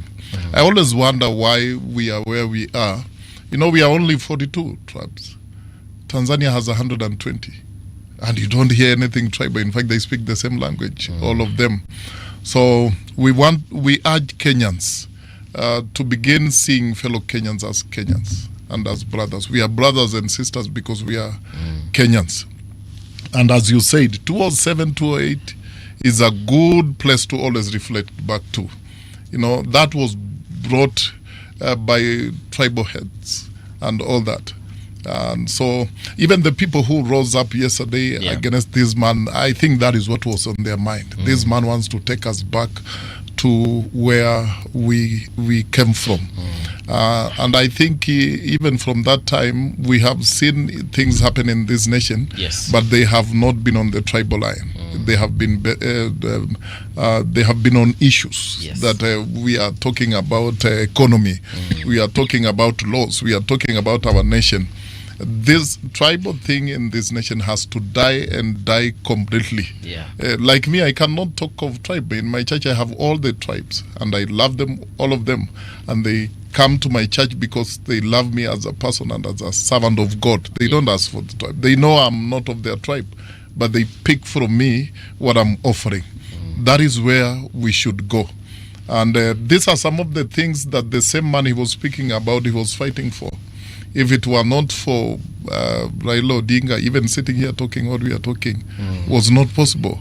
So he would have respected that. And the best respect we can give to the Honorable Raila Odinga, it is not even the honor he was given. We should honor him by our actions. We should change completely and do things differently, because that is what he stood for. Yes. He fought against tribalism. He wanted democracy, so that we differ on principles. We don't fight. I see you as a Kenyan. That is the kind of country we want to see. Daktari, there's the issue of funding for NCIC, which has been, even in the last in this, I think the current budget as it was being pronounced. Does this NCIC have enough money to run its operations? Absolutely no. Categorically no. Okay. We are what I can call in budgeting terms critically underfunded. Yeah. As an institution. Not even ideal budget, the preferred budget will be at about 800 million a year. That's pesa mingi. For all our commissioner has money to the whole country. I think Muga say about 500 million. Right now we get 500 million. Okay. That is just enough for salaries. To go to Kapedo right now and do piecework, to fly there and to stay there for a whole week is about 2-3 million. If you go to Isiolo right now, or if you go to Kerio Valley right now, it's millions of shillings. So how are you supposed to do your work? And they know it, but then these guys know it. They know it. They'll actually go promise you, it's on record. If you go last time where our budget in the Security and Administration Committee, they promised to double our budget, because that's what it's supposed to be. They give an additional 600 million to do actual work. This is actual work. I mean, it's broken down. It's so specific. This is what it's supposed to do. The work plan is there. Everything is there. It's not even extra money, because it's actual work it's supposed to do. So when the country is supposed to be united and cohesive, then you're supposed to be. There's a problem. Yeah, here's your take. You see, they say prevention is better than cure. Yes. Sindio? 2027 is coming. And I've been on record in numerous places saying, if you look at all the markers, what we call because we do a lot of profilings, we got the models. We have something called EWAR, early warning, early response systems. So we feed it to, it's all AI digital. If there's certain things that happen, you can predict what might happen and come up with a forecast too. Yeah, meteorological with a forecast. So we do it in peace building and conflict resolution. You've raised 2007, Sendio. If you are to model what happened, if you put things happened a year before or 7 into a system, and if you're to put what is happening right now in the same system, what is happening now is even worse than what was happening prior to 2007. It is. Yeah. And what the models that are coming out right now, it's just going to be a very bumpy, turbulent ride coming. Now, if an institution is mandated to make sure the country is united, is cohesive during such a period, is critically underfunded, aren't we setting ourselves up for failure as a country? And then you still blame them, like, oh, you guys didn't do your job. Well, because you handicapped them, you hamstrung them. There's absolutely nothing you can do, because there's not much you can do. You understand? So either I've always said that you fund it correctly, or you don't. Disband it. Yeah. So there's no two ways. We have to be serious as a country. Do what you're supposed to do, or just leave it alone, because then there will be nothing. Then you'll say, okay, yes, we deserve to go the chaos the way we're going. So my call to Kenyans and their leaders is, listen, we have a bumpy ride coming, and if you're not careful, let me put it this way: if everything held constant, turbulence is ahead. As the polity will say, we are heading to turbulence. Yeah. If everything is constant, now we might decide as a country to de-escalate. We might as a country decide, you know what, I think we need to all calm down. Then that will be very good for all of us. But going the way we're going, turbulence is ahead. So it behooves those who fund, which is the parliament, actually to fund an institution that is supposed to prevent 07 and 8 to happen. That was just so that our listeners understand. Yes. What are some of these markers that are clear indicators of what it is that you can anticipate all across the country? Okay. Because there are regions in the country that we refer to as hotspots. Yes. Okay? Yeah. And there's a reason why we refer to them as hotspots. You can begin by explaining to us how a region acquires that notoriety and some of the markers that we see, because some people see them and they think it's entertainment. And yet the underlying effect of what they're hearing is actually catastrophic, but they don't seem to understand just how harmful that is. Okay. So we look at first of all, we start with the obvious. Yes. So what is obvious is what is in the public domain, what people say publicly, like for example, what we're discussing today. But you see, that has catch a national headline. Do you know what happens? Because we monitor sometimes in the micro level, what is, as you said, what really is transpiring, what is people are saying qua ground, What's percolating? what's percolating kwa chini. So you listen to it. You actually listen to people's true sentiment. You just listen. First of all, when you go to the ground, you're like, okay, we actually have a problem, because actually, unfortunately, yes, leaders actually do say and reflect what is actually on the ground. And it's not a good thing. Yeah. Secondly, you look at mobilization. There are places in our country you see what we call the emergence of criminal gangs in the guise of Jeshila so and so. Yeah, so city is running for office. Jeshila City. Jeshila City. Yeah, and when they start forming very early, that is a clear warning that we have a serious problem, because usually mobilize people way before. When it starts forming very early, and there are a number of them. Right now, there's a report that we will release. It's called the emergence of criminal gangs, and if you see, they're all politically based. Now they morph into now true criminal gangs, because now if city mobilizes people, alafu city asoto watu wake atakuja to rob the bishop here, because city is not paying his people, because it's 2 years, he cannot sustain. So what is city jeshi nafanya nini? Enda kwa nyumba ya bishop, inakuja nyumba yako mlango, they rob me, because he cannot sustain his jeshi. Yeah, so you see that formation of these two small gangs in the name of political formation. There's also the unfortunate is just happening in 07. There's whenever an incumbent is there, there's always that threat is increased exponentially whenever there's an incumbency. It's just the history of our country. Yeah. So it's not a transition, it's an incumbency. That's the challenge you have. There are also places in our country, and I'm going to be very careful when I say this, where you see, I'm going to be very careful, where people are actually being threatened. Yeah, and I'm going to be very careful. People are actually being threatened. Communities who live in not in their local settings, okay, yeah, who are in diaspora, have Within been, their own country. Within their own country, threats that are too much. They told, well, usikupe hapa si kwenu. Ukikumbushwa hapa si kwenu, yes, that's a serious problem. And we are seeing it already begin to emerge. Yeah. And what's the genesis? Is it something that is organic, or are there people who propagate it quietly? And so we see it emerging because somebody has been propagating it, and now we are seeing it. By the time we're seeing it, someone has been propagating It's not organic. it. Yes. It's not organic. It's never organic, really. No, this is not organic. Just like It's the planned. violence of 2007. Yeah. Well, it was not organic. It was not organic. No. People by nature are not extremely violent. No. Seeds are planted. Plants are planted. People actually are funded.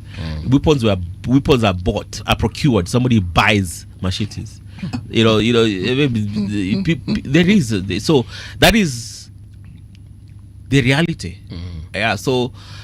And other things which, for security reasons, I'm not able to share. Yeah. But we're able to look at it. We pick up a lot of intelligence. And when you look at this these markers, yes, you're like, okay, these are flags, and we got a serious problem as a country. Do you share this information with the DCI, for example? We are multi-agencies, so we of course we share with the sister agencies. And our Jewy. Actually, some agencies that we work with actually know more than we do, because if they call an agency, like, okay, good enough. They actually have a bigger outreach than you do. Yeah. And they are in those places that you're speaking of, and they also have units that gather information, so they know. And they're equally concerned. But here's the kicker: there's not much that they can do. What do you mean? No, they can't do much. No. Because your work is to collect information and give authorities, okay. so to act upon. So uki collect, you can be leo. Bishop, you are a consumer of this is a situation. You need to act. You need to do something. If Bishop doesn't do anything, what am I supposed to do? My work is to advise. Yeah, is to collect advice. Wambia, kuna hivi na hivi na hivi. So if I tell you there's a problem here and the Bishop doesn't do anything, what am I supposed to do? You understand? There's not much you can do. You do your part and you keep quiet. Bishop, there's a word. I needed to ask Commissioner. Yes. You know, he has made a very serious confession here that they are underfunded. Yeah. And in your own words, that the money is only enough for salaries. So do you feel comfortable sitting in an office to draw a salary, doing nothing? No, actually. Absolutely no. No, actually, I do not. And guess what, Bishop? And what do we do? But guess what, Bishop? You know, for us, what we did, we didn't just decide and say we are underfunded. We've actually gone out, look for money from donors and partners, leverage the resources that we can to actually go on the ground and do work. And we have an exit report that is coming. If you see what you've done, given the money that we have, I'm going to use this phrase that is used in sports. We've punched above our weight. You understand? Because we could have sat down and said, no, hakuna pesa tukae tufanye nothing. In fact, the example is the outreach that we did. Yes. It was assisted. Yeah. It wasn't just government resources. I know It you're was currently funded. partnering. It was externally funded. Yes. I know you're currently partnering with the United Nations Development Program. UNDP, yes. With Korea International, Koika. Yes. Koika, basically. Yes. Yeah. So anyway, we're taking a short break. When we return, I also want the church to tell us if indeed they have these early warning systems and how you use them to your advantage, and if you share with folks such as the NCIC. So don't go too far, folks. We'll be right back. Radio generation, the sound is fine. Pump it up, turn it high all the time. Let the music move you, let's sway. Radio G's got your jam all day. Radio Generation, the home of urban soul.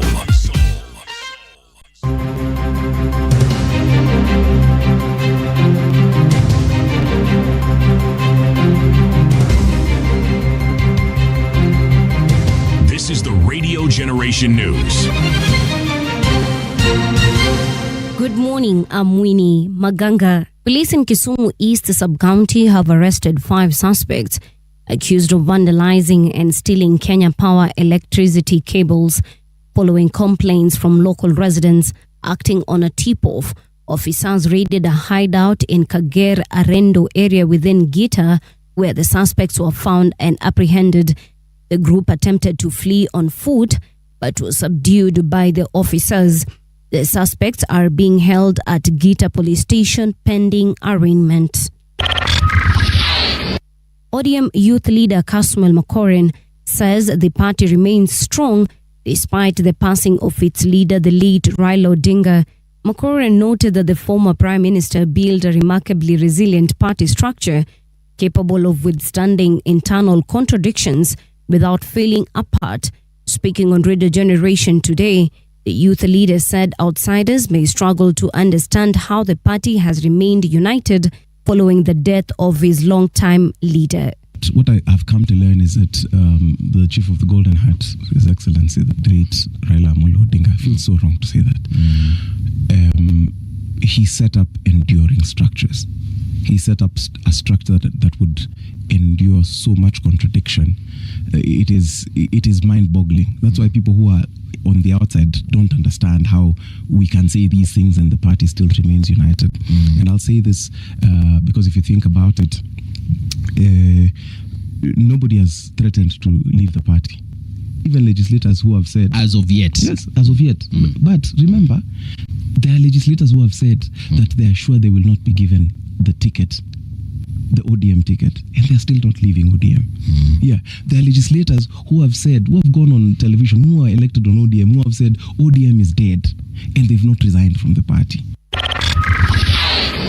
Kenya and China are set to sign 272 million Kenya shillings agribusiness deal during the upcoming International Agricultural Expo in Nairobi. The agreement seeks to boost Kenya's exports to China beyond traditional products like coffee and tea to include avocados and macadamia and other value-added goods. The 4-day expo set for later this month will feature over 150 exhibitors, 10,000 visitors, and 100 Chinese farms. Agriculture is one of the pillars. Under agriculture, we are looking at increased productivity, import substitution, and export expansion. And that is the space we are playing, so that we are trying also to produce what we consume here. We have strived in ensuring that we bring companies that are in the space of agricultural innovation, and to ensure that we solve the problem of market access by bringing in buyers, international buyers, to come and interact with Kenyans who are selling products ranging from tea and a lot of agricultural exports such as avocado and the rest. Kenya has unveiled 2 major policy frameworks designed to strengthen climate resilient health systems and protect vulnerable communities. The announcement was made during the Pan-African Conference on Environment, Climate Change and Health held in Nairobi. The Kenya Climate Change and Health Strategy 2024-2029 and the Kenya Household Air Pollution Prevention Strategy 2024-2029 were launched by Health CS Ednah as part of Kenya's broader commitment to building a greener, inclusive and climate resilient economy. The Kenya Climate Change and Health Strategy 2024-2029 and the Kenya Household Air Pollution Prevention Strategy 2024-2029. Both of these strategies are designed to strengthen the climate resilient health system, to reduce emission and protect our most vulnerable communities. We are witnessing growing health burdens. Thus, malaria is spreading to new altitudes, outbreaks of cholera and dengue, respiratory illnesses worsened by pollution. U.S. forces have struck a second vessel alleged to be carrying drugs in the Pacific Ocean amid an escalating U.S. campaign against seaborne drug smuggling. 3 people were killed and no U.S. forces were armed in the strike on Wednesday, Defense Secretary Pete Hegseth said. This comes a day after the U.S. struck another boat in the Pacific, killing 2 people. Both vessels were believed to be carrying drugs along known trafficking routes in international waters, Hegseth added. And that's the truth on Radio Generation. Good morning, I'm Winnie Maganga.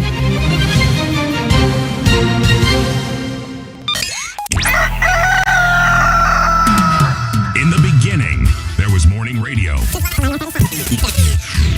But now there is Radio Generations, the people's breakfast. Curious and bold, getting facts from the shadows. That's what it is. Now, as the city wakes and secrets stir, a bright new voice shines. The people's breakfast. Your morning, your voice, your journey. Good morning. Good morning, my neighbor. Welcome to the home of hard truths and bold insights. Radio Generation. Welcome back. This is Radio Generation. The time right now is 7 minutes past 9 o'clock.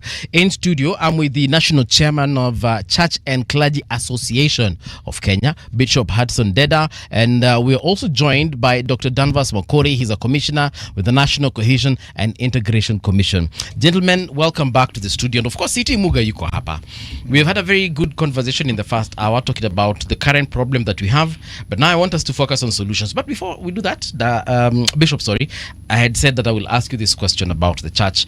Do you have an early warning system for what Daktari Makori here said earlier on about predicting the kind of problems that we might have going forward, whether it's violence, whether it's voter apathy, whether it's ethnic bigotry or whatever it is that we like to call it?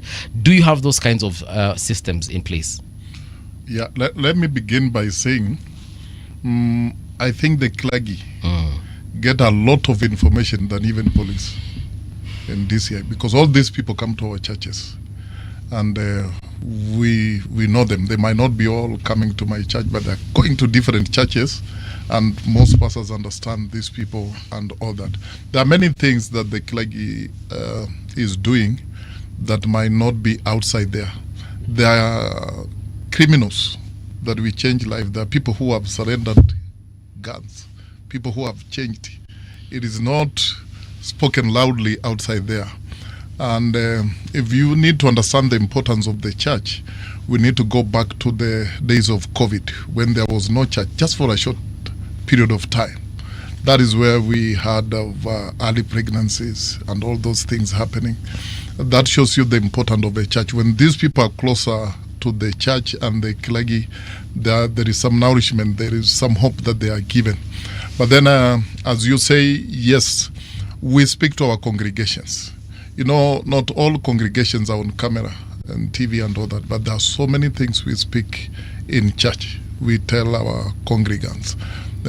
Like even what has happened, I know it will cause a discussion in churches next Sunday. Pastors will be able to talk to their congregants and tell, don't go that direction. The tribal thing is not good for the nation. We are brothers and sisters. That is why Christians are called, we call one another brothers and sisters and all that. But I think what Mutahi said was not expected.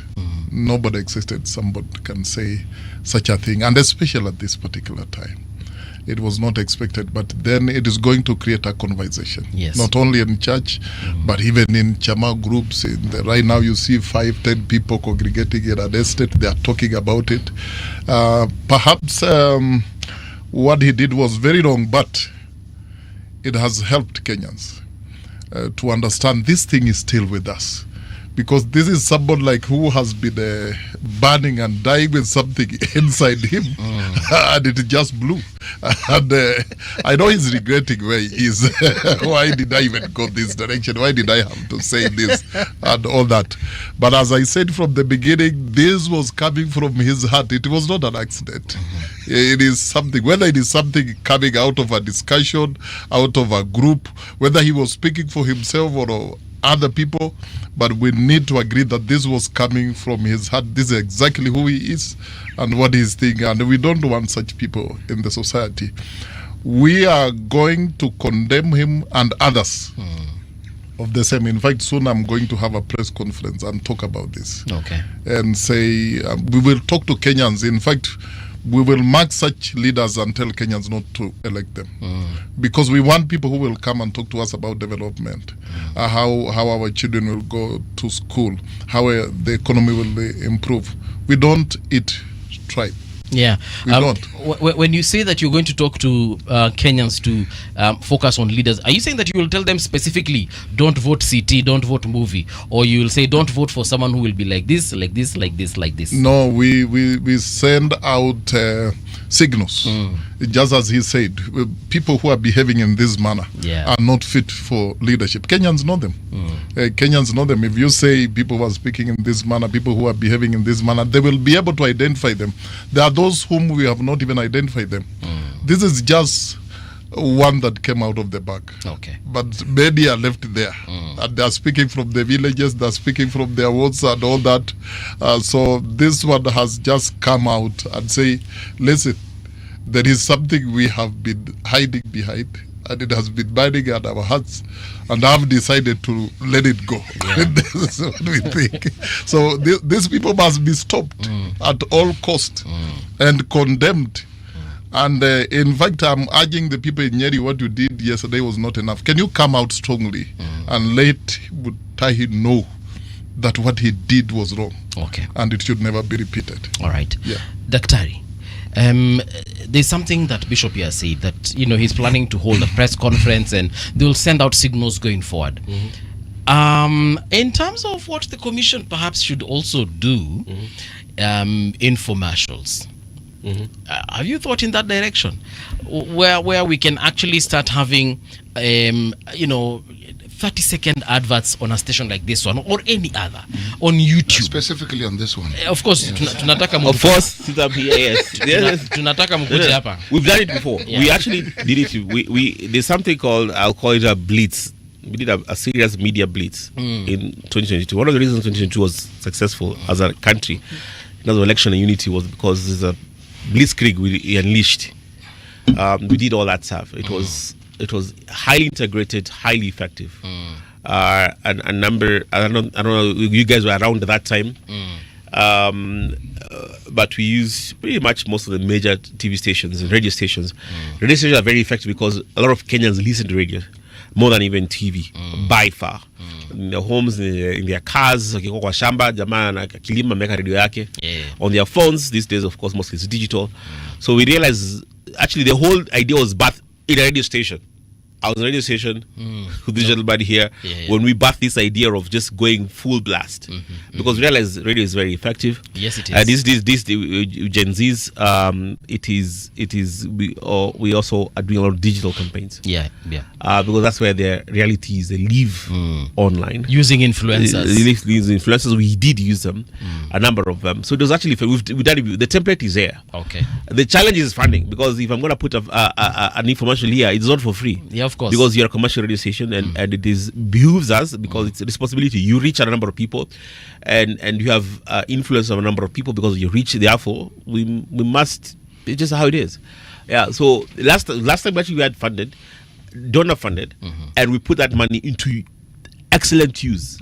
It reached the entire country, not south. So something that is effective. When you engage the masses, it was receptive. It was actually both air and ground campaign. Tulikuwa kwa ground mashinani. We did a whole what do you call this? Trailer. Roadshow. We did a whole roadshow from Kisumu. It was a serious. City alikuwa kwa roadshow. Yeah. No, just wewe unanionaje wewe? Huyu mzee huyu mzee mlimweka kwa lori. Si baba si studio peke yake anajua. On the trailer. From Kisumu to Isiolo. We did it. It was very effective. So it was radio, TV, and there was a number of stations. So it's something we know it was effective. Yeah. So my appeal to leaders who are listening again is when the resources are availed, we actually can do it and we should do it. Actually, it's in the plan right now. It's all systems go. We right now with something called intergenerational dialogue. Yeah, I'm actually hosting that. Yeah, I know you're hosting that one. I know you're hosting it. I know you're hosting it. And the reason we're doing it is because that company actually that plan has been in the work since 2024. Right. After the protests of 2024, Gen Zs, we realize there's a problem as a country, and this is good. We have this discussion today.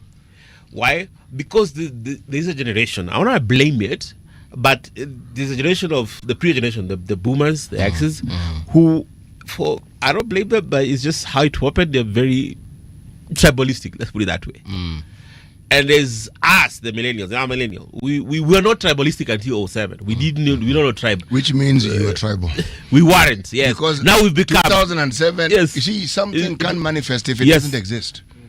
Yes. It's planted. Let me put this. This was a watershed moment for the millennials, especially because we grew up. Your name was just a name. Mbuvi was just to distinguish you from Muga. It wasn't to say, okay, Mbuvi ni Mugamba. You understand? All of a sudden I remember. It was just, okay, you're different between... You need Ujira to distinguish you. Yeah? But what happened? It awakened that psyche of tribalism in a generation. Now, this generation, as Bishop has said, in 2024, they were very clear. We are tribalists. I love that. That was, I think, a clarion call and a positive thing. They said we are tribalists, and they went somebody tried to divide them along tribal lines. When was it? Even Juicy too. This year, when somebody said this protest is led by an ethnic group, we are all what? We're all Kikuyu. Yes. They refuse to say Muzitupeleke huko. Kama nafikiri the protest this is what then they call themselves Kikuyu names and so forth, which is a good thing. Now we're going to bring generations together to have these conversations. You've done the podcast. You know why it is important? It's because there's certain things which they missed in 2024. They were youthful, they are good, they are zealous, but they missed some wisdom. Yeah. Because if they go in a certain direction, this country today will not be the same again. I was part of back channeling, to be honest, I'm going to confess here, between them and the leadership. Because remember the cabinet was dissolved, the president had no option. So we reached out, the president said, okay, who do I talk to? Because he didn't know what to do, where to go. Yeah. The center had completely collapsed. The center was non-existent. So he said, what do we do? Okay, we said, okay, fine. I know some of them. I'm a young person. I know some of these leaders. What, let me call them. Boss. Movie. Yes. Nimeka chini with warlords, with criminals in this country. I've negotiated for peace, mediated peace, brought peace. I've never had a difficult problem as dealing with politicians. No. This is Gen Z chief. Oh, Gen Z. Okay. It's really their leaders. What was it that was difficult about the way they went about their business? City, you know, You've been called to the table. Yes. You were told, come. The we table talk. is that you, or did they not know that the table is where you discuss these things that they wanted? They didn't know that. They was like, we're leaderless. Don't talk to us. Partyless. And they kept on changing the goals. At one point, it was no finance bill. Yeah? And then, no finance bill, it was rejected. And then, Kabila resigned. They resigned. Then now, Ruto must go. Like, you can't keep on. 48 laws of power. 47 says, when you've reached your goal, fika hapo. Unaona? Na utulie. No tulie. They achieved their goal. But I kept on changing and changing. Then I said, okay, guys, now we're at a watershed moment. The country is here. Is whatever you want can be done. Kujeni. What do you want? Mutaka nini? Uh-huh. I met one who had a huge following on social media, and we met on an interview on KTN. And I was trying to talk to him and telling him, why can't we come together and talk and all that? And he asked me, who will you talk to? We have told you we are leaderless. So there is nobody who speaks on our behalf. Okay. We speak for Kenya. And I get where they are coming from, and I get it. I really get it. In terms of mobilization, they said I get it. But what do you actually get? Explain to me this thing that you get, because I personally don't get it. No, I got it. You see, in nodes of power in IT, if you want to isolate, if you want to attack a system, how part of all cybersecurity, you distribute your nodes of power so that ikigongwa, your system still remains.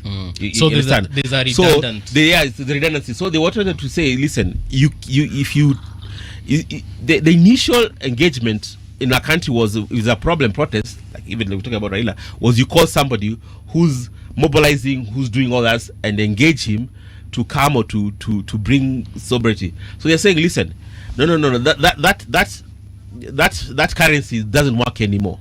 Yeah. So for us, it's not one person. Why didn't the currency work? Because they're saying, listen, we that person who's negotiating will negotiate for his own benefit. Essentially, they were saying that those who negotiate are compromised, and they will not negotiate in the interest of the generation. So how did they then propose that they should negotiate? So I got it. So I said, listen, I'm not looking for one person.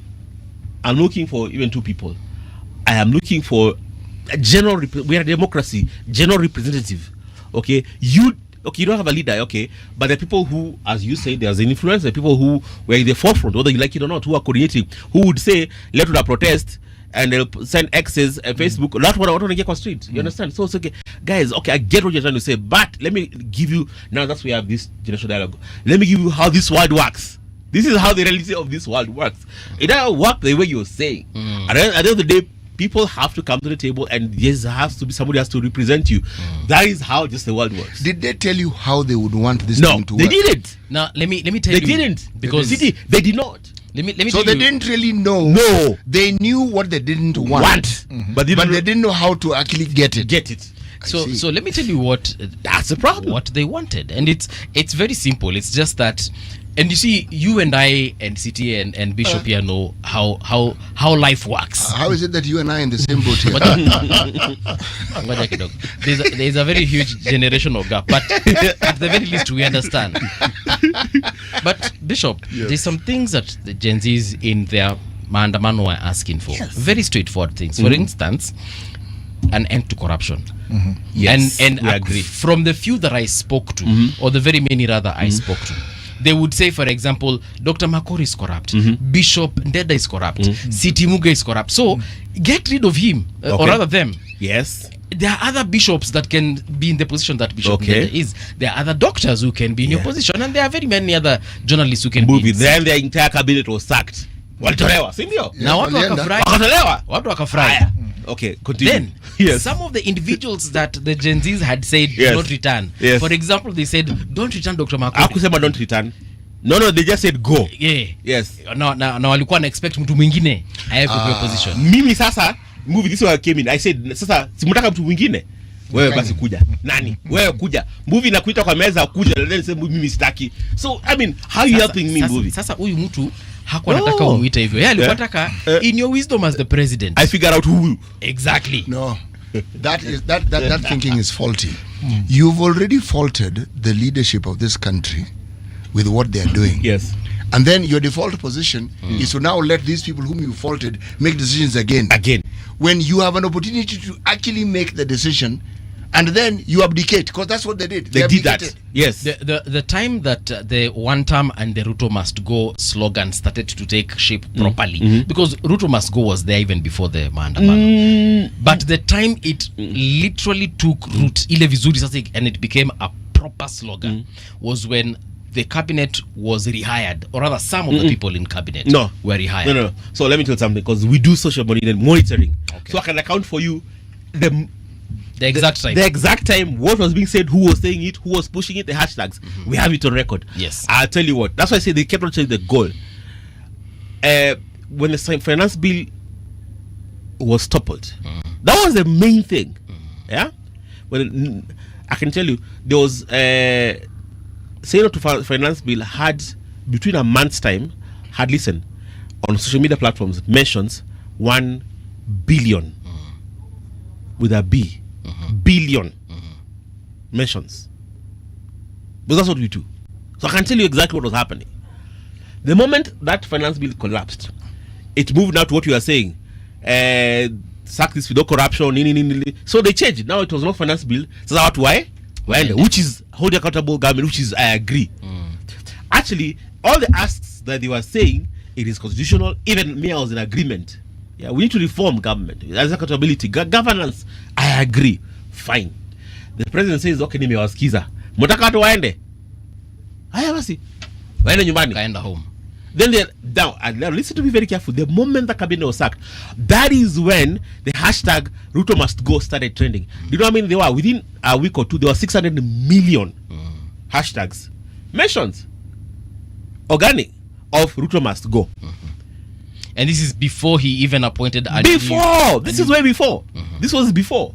That's why the pressure started mounting. Now they realized, okay, finance imeenda, cabinet imeenda. By the way, we can even get rid of this guy. You see the problem. So the problem wasn't Ruto must go. They realized, okay, by the way, if I went to imeenda, hata wameenda nyumbani, hata huyu jamaa pia sasa aende nyumbani. But that wasn't the problem. So Ruto must go did not start when he reappointed. The moment, the day that cabinet was sacked, I can tell you for free. You know, we have these records. Ruto must go. Ilianza hiyo siku. Kapik. By the time he's reappointing, I was like a couple of weeks later, boss, that thing had 600 mentions. And in between, you're saying is when you were reaching out. When he reached out. And hoping that yes, a conversation. and he reached out. He said, okay, sawa. Actually, enda mwenyewe X. First of all, they had proposed that they have conversations. The government proposed its ways. I was objecting to the government way of proposing. Me, I know these young guys. Enda kwa mitandao, enda pali wako. President, okay, sawa, mimi nenda Twitter. Anaenda katukana akasema, by the way, expect that this is the reality of Kenya, utafurugwa. Akasema, sawa, I am ready, ninaenda. Akaenda. Ile platform, he was ready to engage. These guys migrate to another one, say, we don't want to talk to him. Oh dear. Then they said, but you guys wanted to talk to him. When it comes to you, then he says, no, we don't want to talk to you. They all went to another space to talk and bash him. What it means is they had not thought beyond telling people. They didn't have a plan. They didn't have a plan. After they have gone, Yes. then what? But then have- does that not also reflect right now? We have politicians who've picked up that mantra, and they're also telling us Ruto must go, but not telling us what they're going What to the do. plan is. No. What their plan is, Yes. apart from reorganizing what Ruto has done, they're not telling us what they want to do or what they want to do, which is better. Before we vacate this conversation of the young folks, Bishop, Yeah. you've interacted with them as well. Yes. How would they want to do this leaderless, partyless? What is the formula? You know, I will surprise you. During that time, I don't even know how they got my number. They forced me into a WhatsApp group. Okay. I have settings, but I just found myself on a WhatsApp group Don't in the blame morning and all that. Yes. So they are top when we talk of technology and all that. What the youth were fighting for was very good.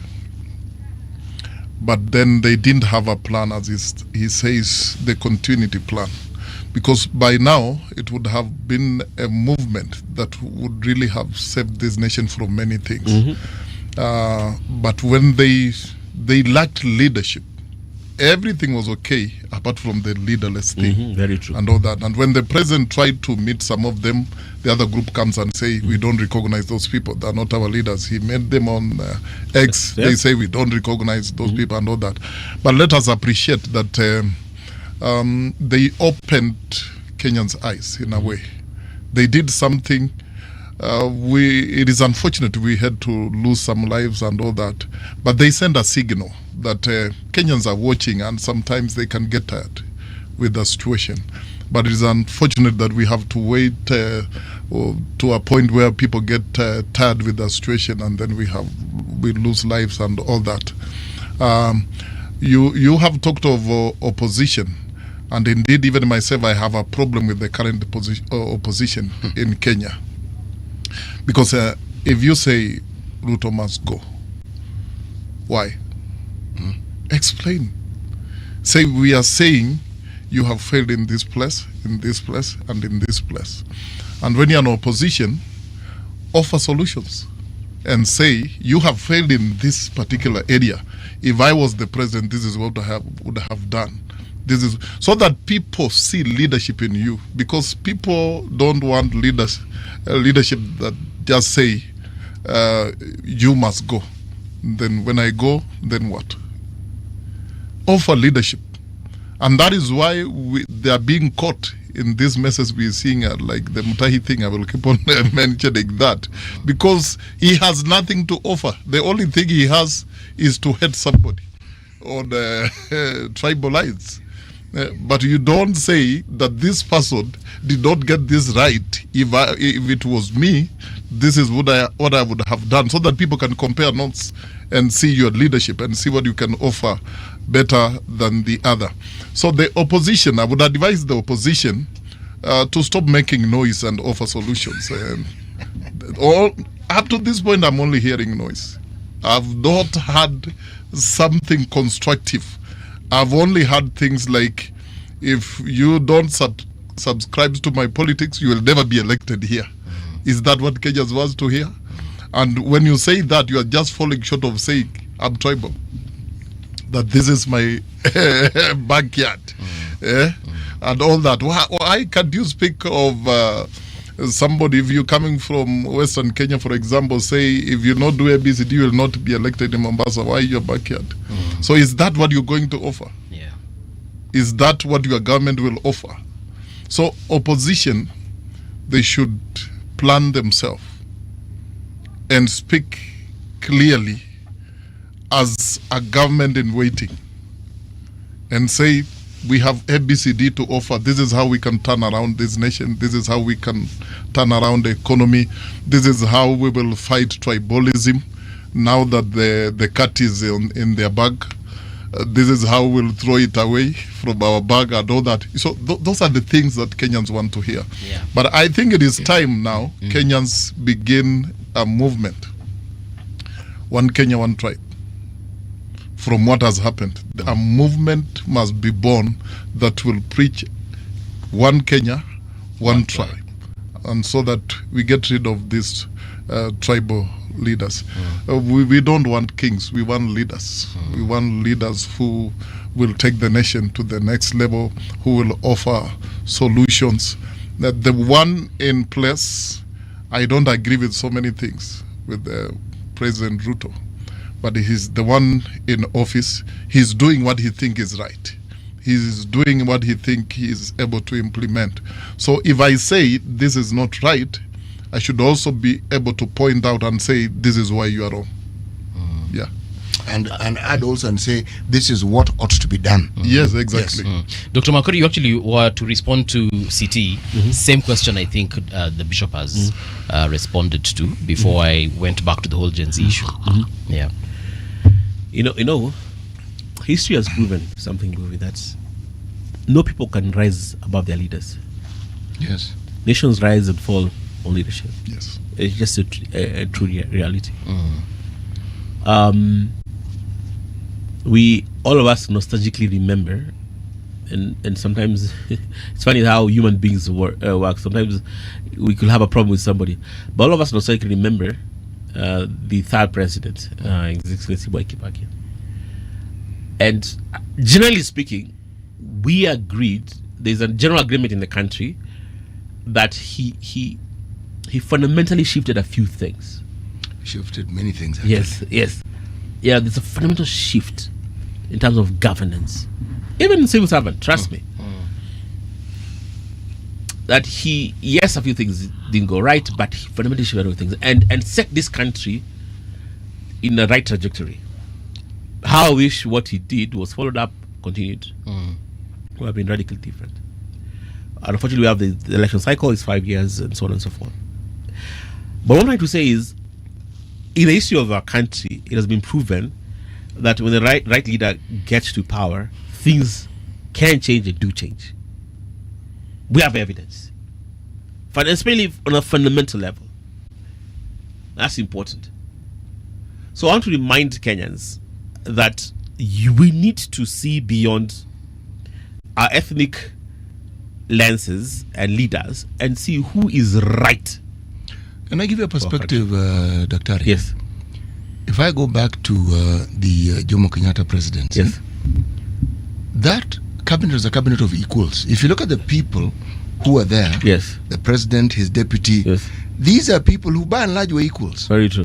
And so people could speak to each other as equals. Yes. When Jaramogi left, that equation changed. The matrix was changed. Disappeared. It stopped being very there. true, very true. What is not spoken of with regard to the Kibaki government and the achievements that were made was that within that government there was a check and balance. Very true. There are no excesses. Yes. This is a popular topic with me. Very the true. issue of a check and balance. Yes. The moment it is not there, then you have the problems that we see today. And very true. To speak of the Kibaki government, you must speak of President Moi and the times in which he was president. Yes. President Kibaki came in when the Cold War had ended. Moi lived through it. Yes. And a lot of the things that happened to our country were influenced by that Cold War. Okay? President Kibaki took us to China. Yeah. Okay? This is something that did not happen in the Moi era. He Very could not true. do it. Very true. Okay? Every president we have, and we have had and we will have, are human beings. And believe me, they all make terrible mistakes. What makes Raila stand out is how he has overcome his shortcomings and ended up being the person he was. Raila was thoroughly radical. Thoroughly radical. But the beauty of looking at Raila's history is how he morphed over time and became a unifying factor. Rather than polarizing. Yes, he became a unifying factor. Now, when leaders overcome themselves and genuinely understand that this leadership is something that you must actually forget what it is that you actually think you want and look beyond it, a lot of the criticism has to do with people who don't look beyond that. Because as far as they're concerned, your focus should be on yourself and how you should gain. How will we benefit from this? Not how will the nation benefit. So if we start from the smallest common denominator, our MCAs, do we know how to hold people to account? Do we even? Now, if you look at something like a church structure, there's an inbuilt structure of a check and balance. There are elders. There's a whole administrative structure within a church. If a church doesn't have that, that church has a problem. And they will speak to the leaders directly. When you have such an honest structure, the direction that church takes, you can see. You will actually see the direction and you know here, there's a check and balance. And people understand it, and those who are there understand it, and they also respond. That's where you'll find there are some churches where people give and give and give and give because they can see what the church is doing and they understand. Now, when you have a government which doesn't have a check and balance, and the people are supposed to provide it, form a choir, okay, like our National Assembly, and they're singing the same song all the time. Now, we find ourselves here, but we who are the citizenry don't play our part. We let these guys get away with the nonsense that they get away with. You know, I'm thinking, yes, now that we're talking about Raila, in Kenya, people will always speak well of you when you're dead, but then you have to die first because when you're alive, they have nothing to say about it. So Raila is dead, and we have to speak well of him because Everything else we were doing was playing politics. But now, what you hear today about Raila is exactly who he was. That is why you see that the people who did like him, they're speaking well of him. I've seen some eulogies and I just smile from the people they are coming from. Raila is somebody who understood this nation. He understood the needs of Kenyans and resonated very well with Kenyans. And that is why even when he goes to meeting, when he stands, he has not spoken, but people are expectant because they know they will get something from him. He doesn't just open up his mouth. He will use 5 minutes and people will go singing what he said up to their houses because he stood for something. He had a vision for this country and people just loved him. I talked to one leader, an elected leader, and a friend, and we were joking, and I said, you used to say this man used to pay people to come to meetings. So has he resurrected, come and pay them and ask them come and stand for me in my death? And he was laughing just the way you're laughing. And I said, what you are seeing in Kenya right now, it is speaking to who this man was. He stood for something. We are lacking such leaders in this nation. We have leaders who are looking for positions and they have nothing to offer. We have leaders who have gotten to positions because of their pocket, but they have nothing to offer completely. Because how do you find governors who are elected and in 5 years they have delivered nothing in their county? Yes. It is because they are not leaders. They just came in to fill a position and get money and make money and go home and all that. But this man was a selfless leader, and that is where we want this country to go. We want to have such leaders, and we don't care which tribe they will come from. We don't care which tribe they will be. We want Kenya to move forward. We want to see development. We want to see progress. We want to see a new Kenya. And I believe the deaths of Raila Amolo Odinga will begin to demand for such leaders because Kenyans will feel the vacuum, will feel the absence of that leader. And there's something, let me just add on.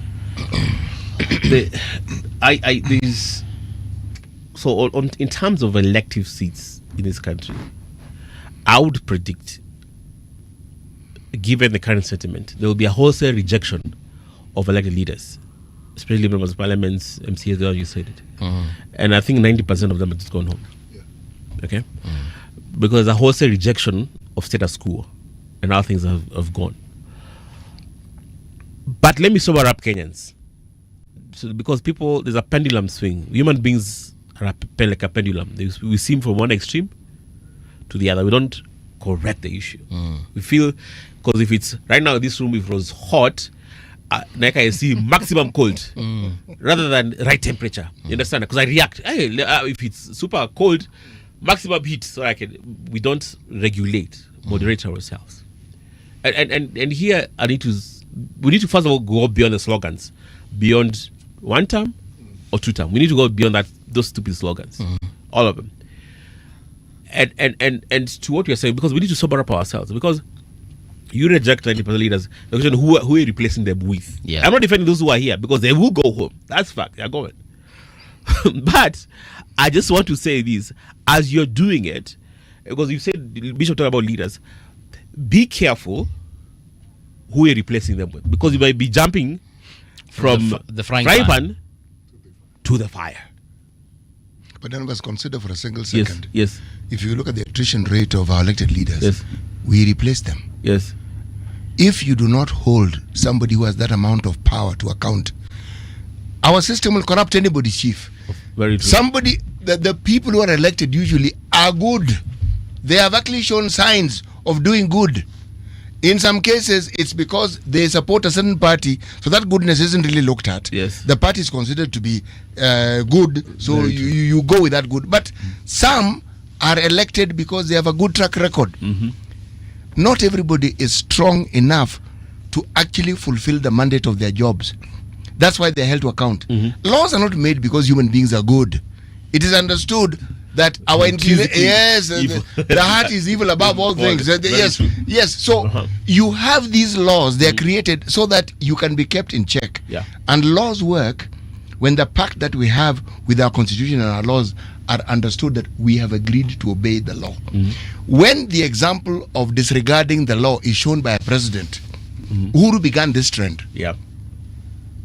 The court pronounces itself, we want you to appoint these judges. He says, we want you to do this. Now, once the president of the nation ignores another arm of government, what do you think you've done? You have these leaders who for the longest time would just drive how they like, and then they even have the temerity to blame these border people for riding the way they want. You've set the example, they are following you. Now, when I talk about holding people to account, it's because I know people will enter parliament when they are well-meaning. Then somebody whispers and says, do you know we can actually make money? Like yes, you only need to just a slight whisper. Sometimes I feel like they're not even us. Unastukianga naambiwa tu daktari shika hiyo. Hapana. It's to do with something. Na kuna hii hapa na kuna and most hii mshahara tuache kando. In fact, commit all of it. Nyumba nini. Then now where you make money, trips. Kuna hii. So hii committee. Now, the moment that enters, a well-meaning person suddenly becomes completely ineffective because the focus is on the trips, on the committee meetings they're going to have. This is the focus. People who are focused on their constituencies are not many, but you can see. It's not difficult to see. Governors who mean well for their counties, you can see. Yep. They are not many once again. Yeah. So, if we do not understand how to hold people to account, Bishop, this is where I was talking with regards to the church. Yes. Okay? Unfortunately, you are representing the church in its entirety here. So, people go to church. All these people, even these mega thieves, they go to church. Okay? Yeah. When you speak to that person, and if all the churches do that, believe me, they're just human beings. They will hear. True. What do you think Lazarus was? A thieving tax collector. Thieving. That's what he was. Yeah. But siali sikia. Siali badlika. Yeah. It's a story with a reason. Yeah. All these people are Kenyans. We don't elect aliens. They're just Kenyans. We even know where they come from. We even know their relatives. Yes. But we do not hold them to account. We actually encourage them in the things they do, to the point where we've institutionalized corruption. You know, City, I'll disagree to an extent a little bit on people when they come, they're good. You know, they say siku njema huonekana na asubuhi. You see, I interact with these people, young leaders, upcoming leaders, across those who are potential, they're running. That's why I gave that warning, because I'll listen to some of them. The intentions are clear. Intentions are clear. These are old people. They're only good because they are new.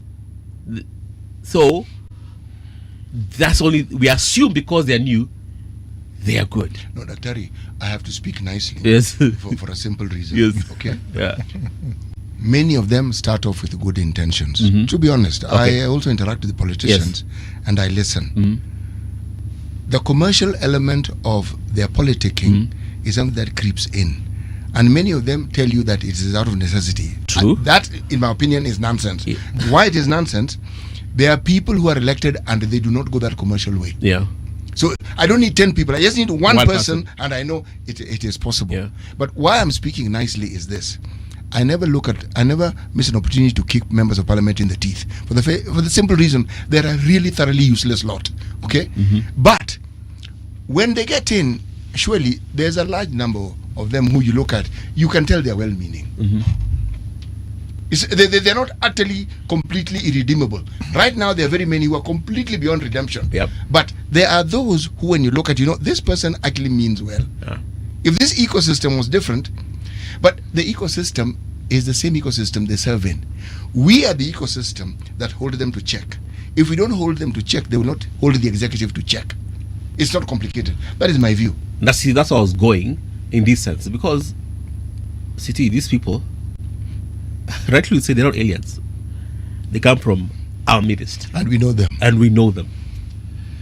And sometimes it's like we live in denial, because we said in the kind of relationship, when guys are in love initially, they're in love, red flags, una ignore.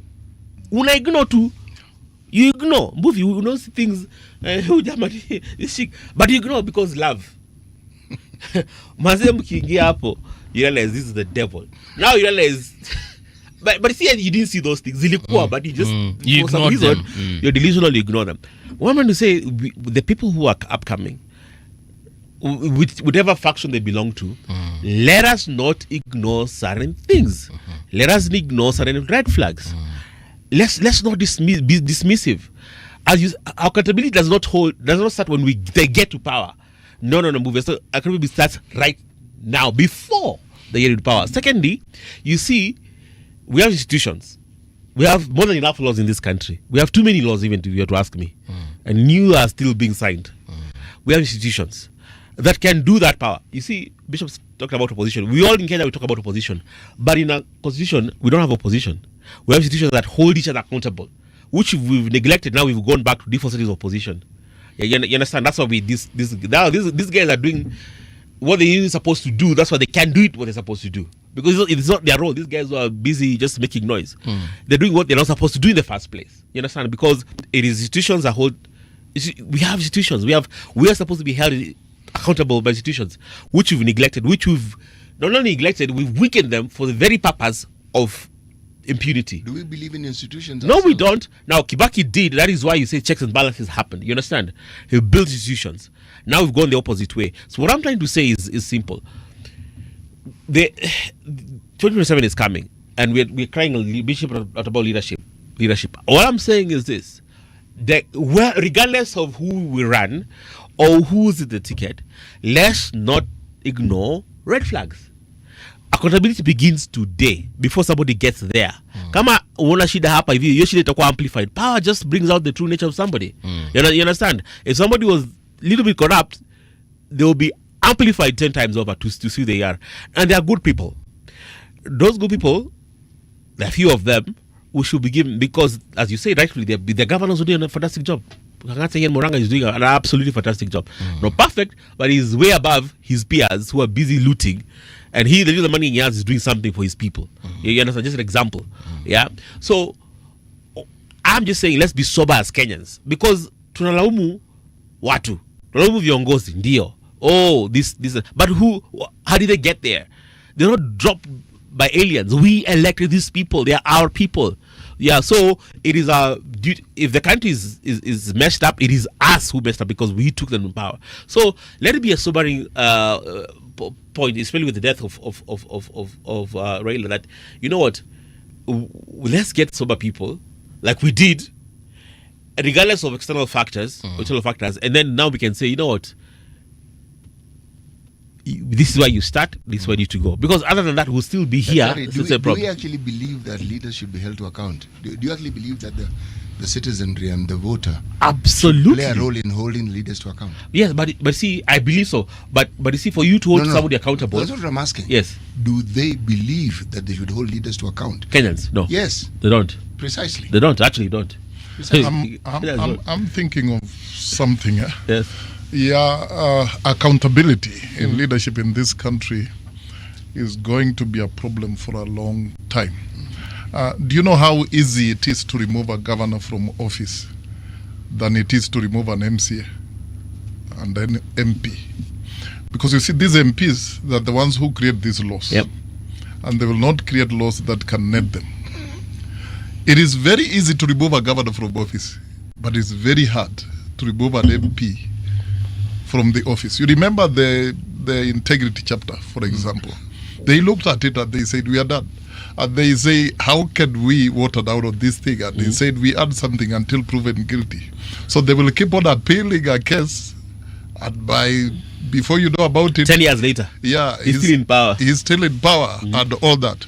So as long as we still have a system where people create laws that are supposed to net themselves, we will never move.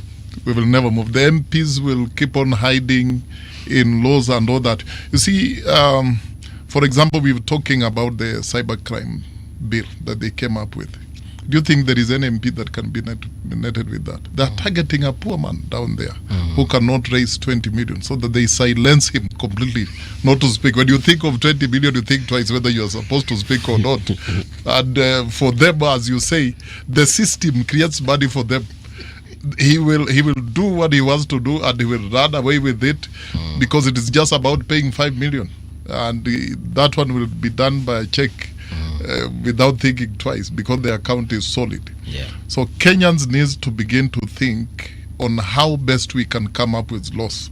But as long as we still trust MPs with making laws in this country, they will only net Kenyans, but not them. That is why it is very hard. It is very hard to jail a sitting leader in this nation. Whether it is an MCA, whether it is an MP, it is a governor, a businessman. The other day, you know, I've been looking at that and I've been laughing. The former governor of Migori, is it? Yes. Obado. Obado, Yeah. yes. He negotiates on how he should be dealt with. And he says, take these two houses and sell them and let these stories end. Can it be done on you? You're not in jail. You know what is strange is that our laws allows for that negotiation. They do. Yes. But it has never happened to poor people. Not only that, I am personally not clear about the circumstances that makes this thing applicable. Because arbitration, yes. Yes, and where you're right, my friend, if you're poor, you have a problem. Yes. Yes. And again, you see what I'm asking. Yes. Now, if they are selling his property to recover the money, that means he's guilty. Yes. Where is he? Free. That is it. That is exactly what I'm saying. So if he's a guilty man, you're selling his property to recover what he stole.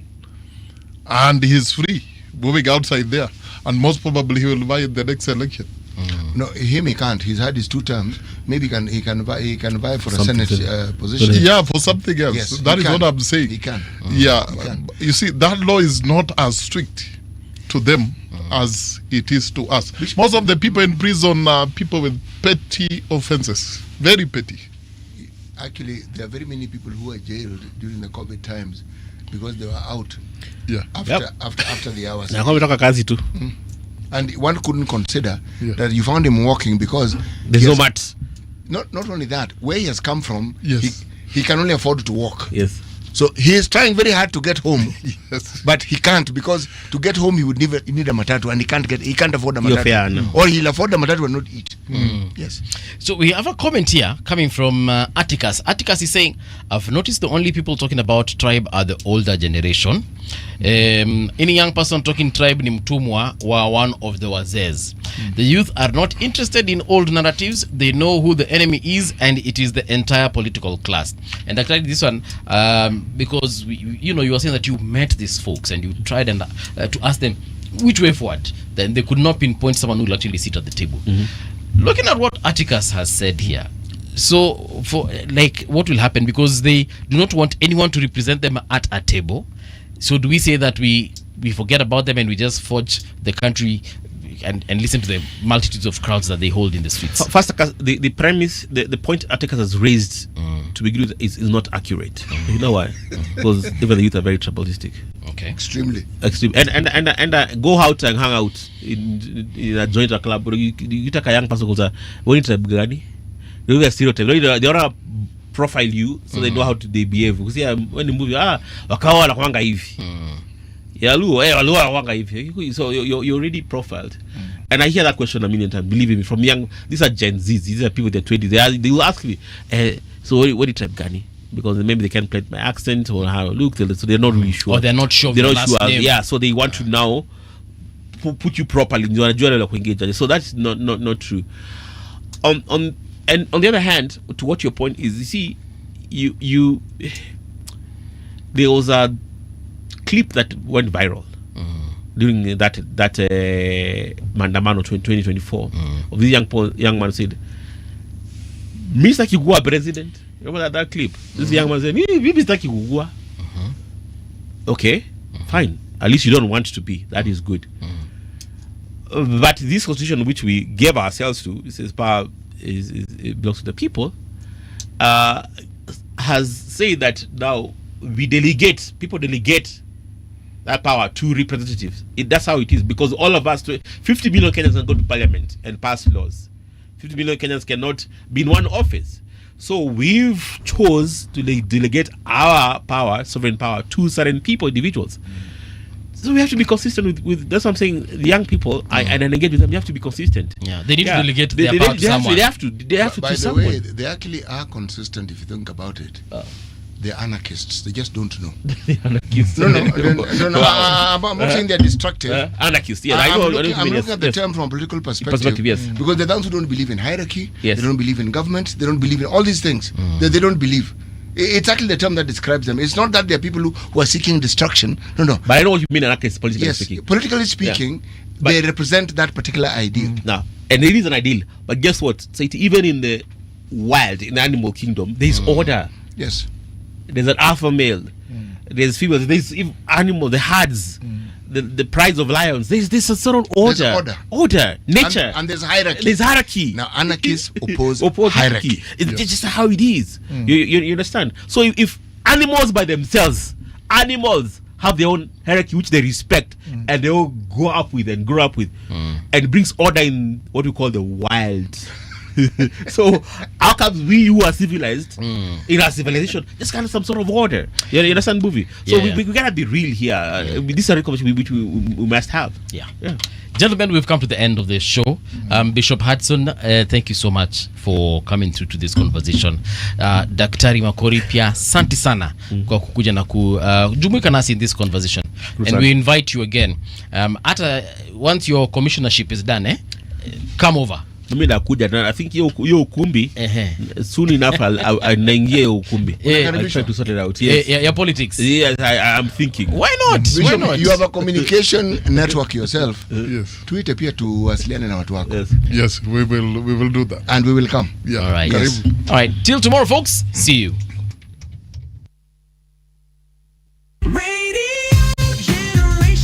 The sound is fine, pump it up, turn it high all the time. Let the music move you, let's sway. Radio G's got your jam all day. Radio Generation, the home of urban soul.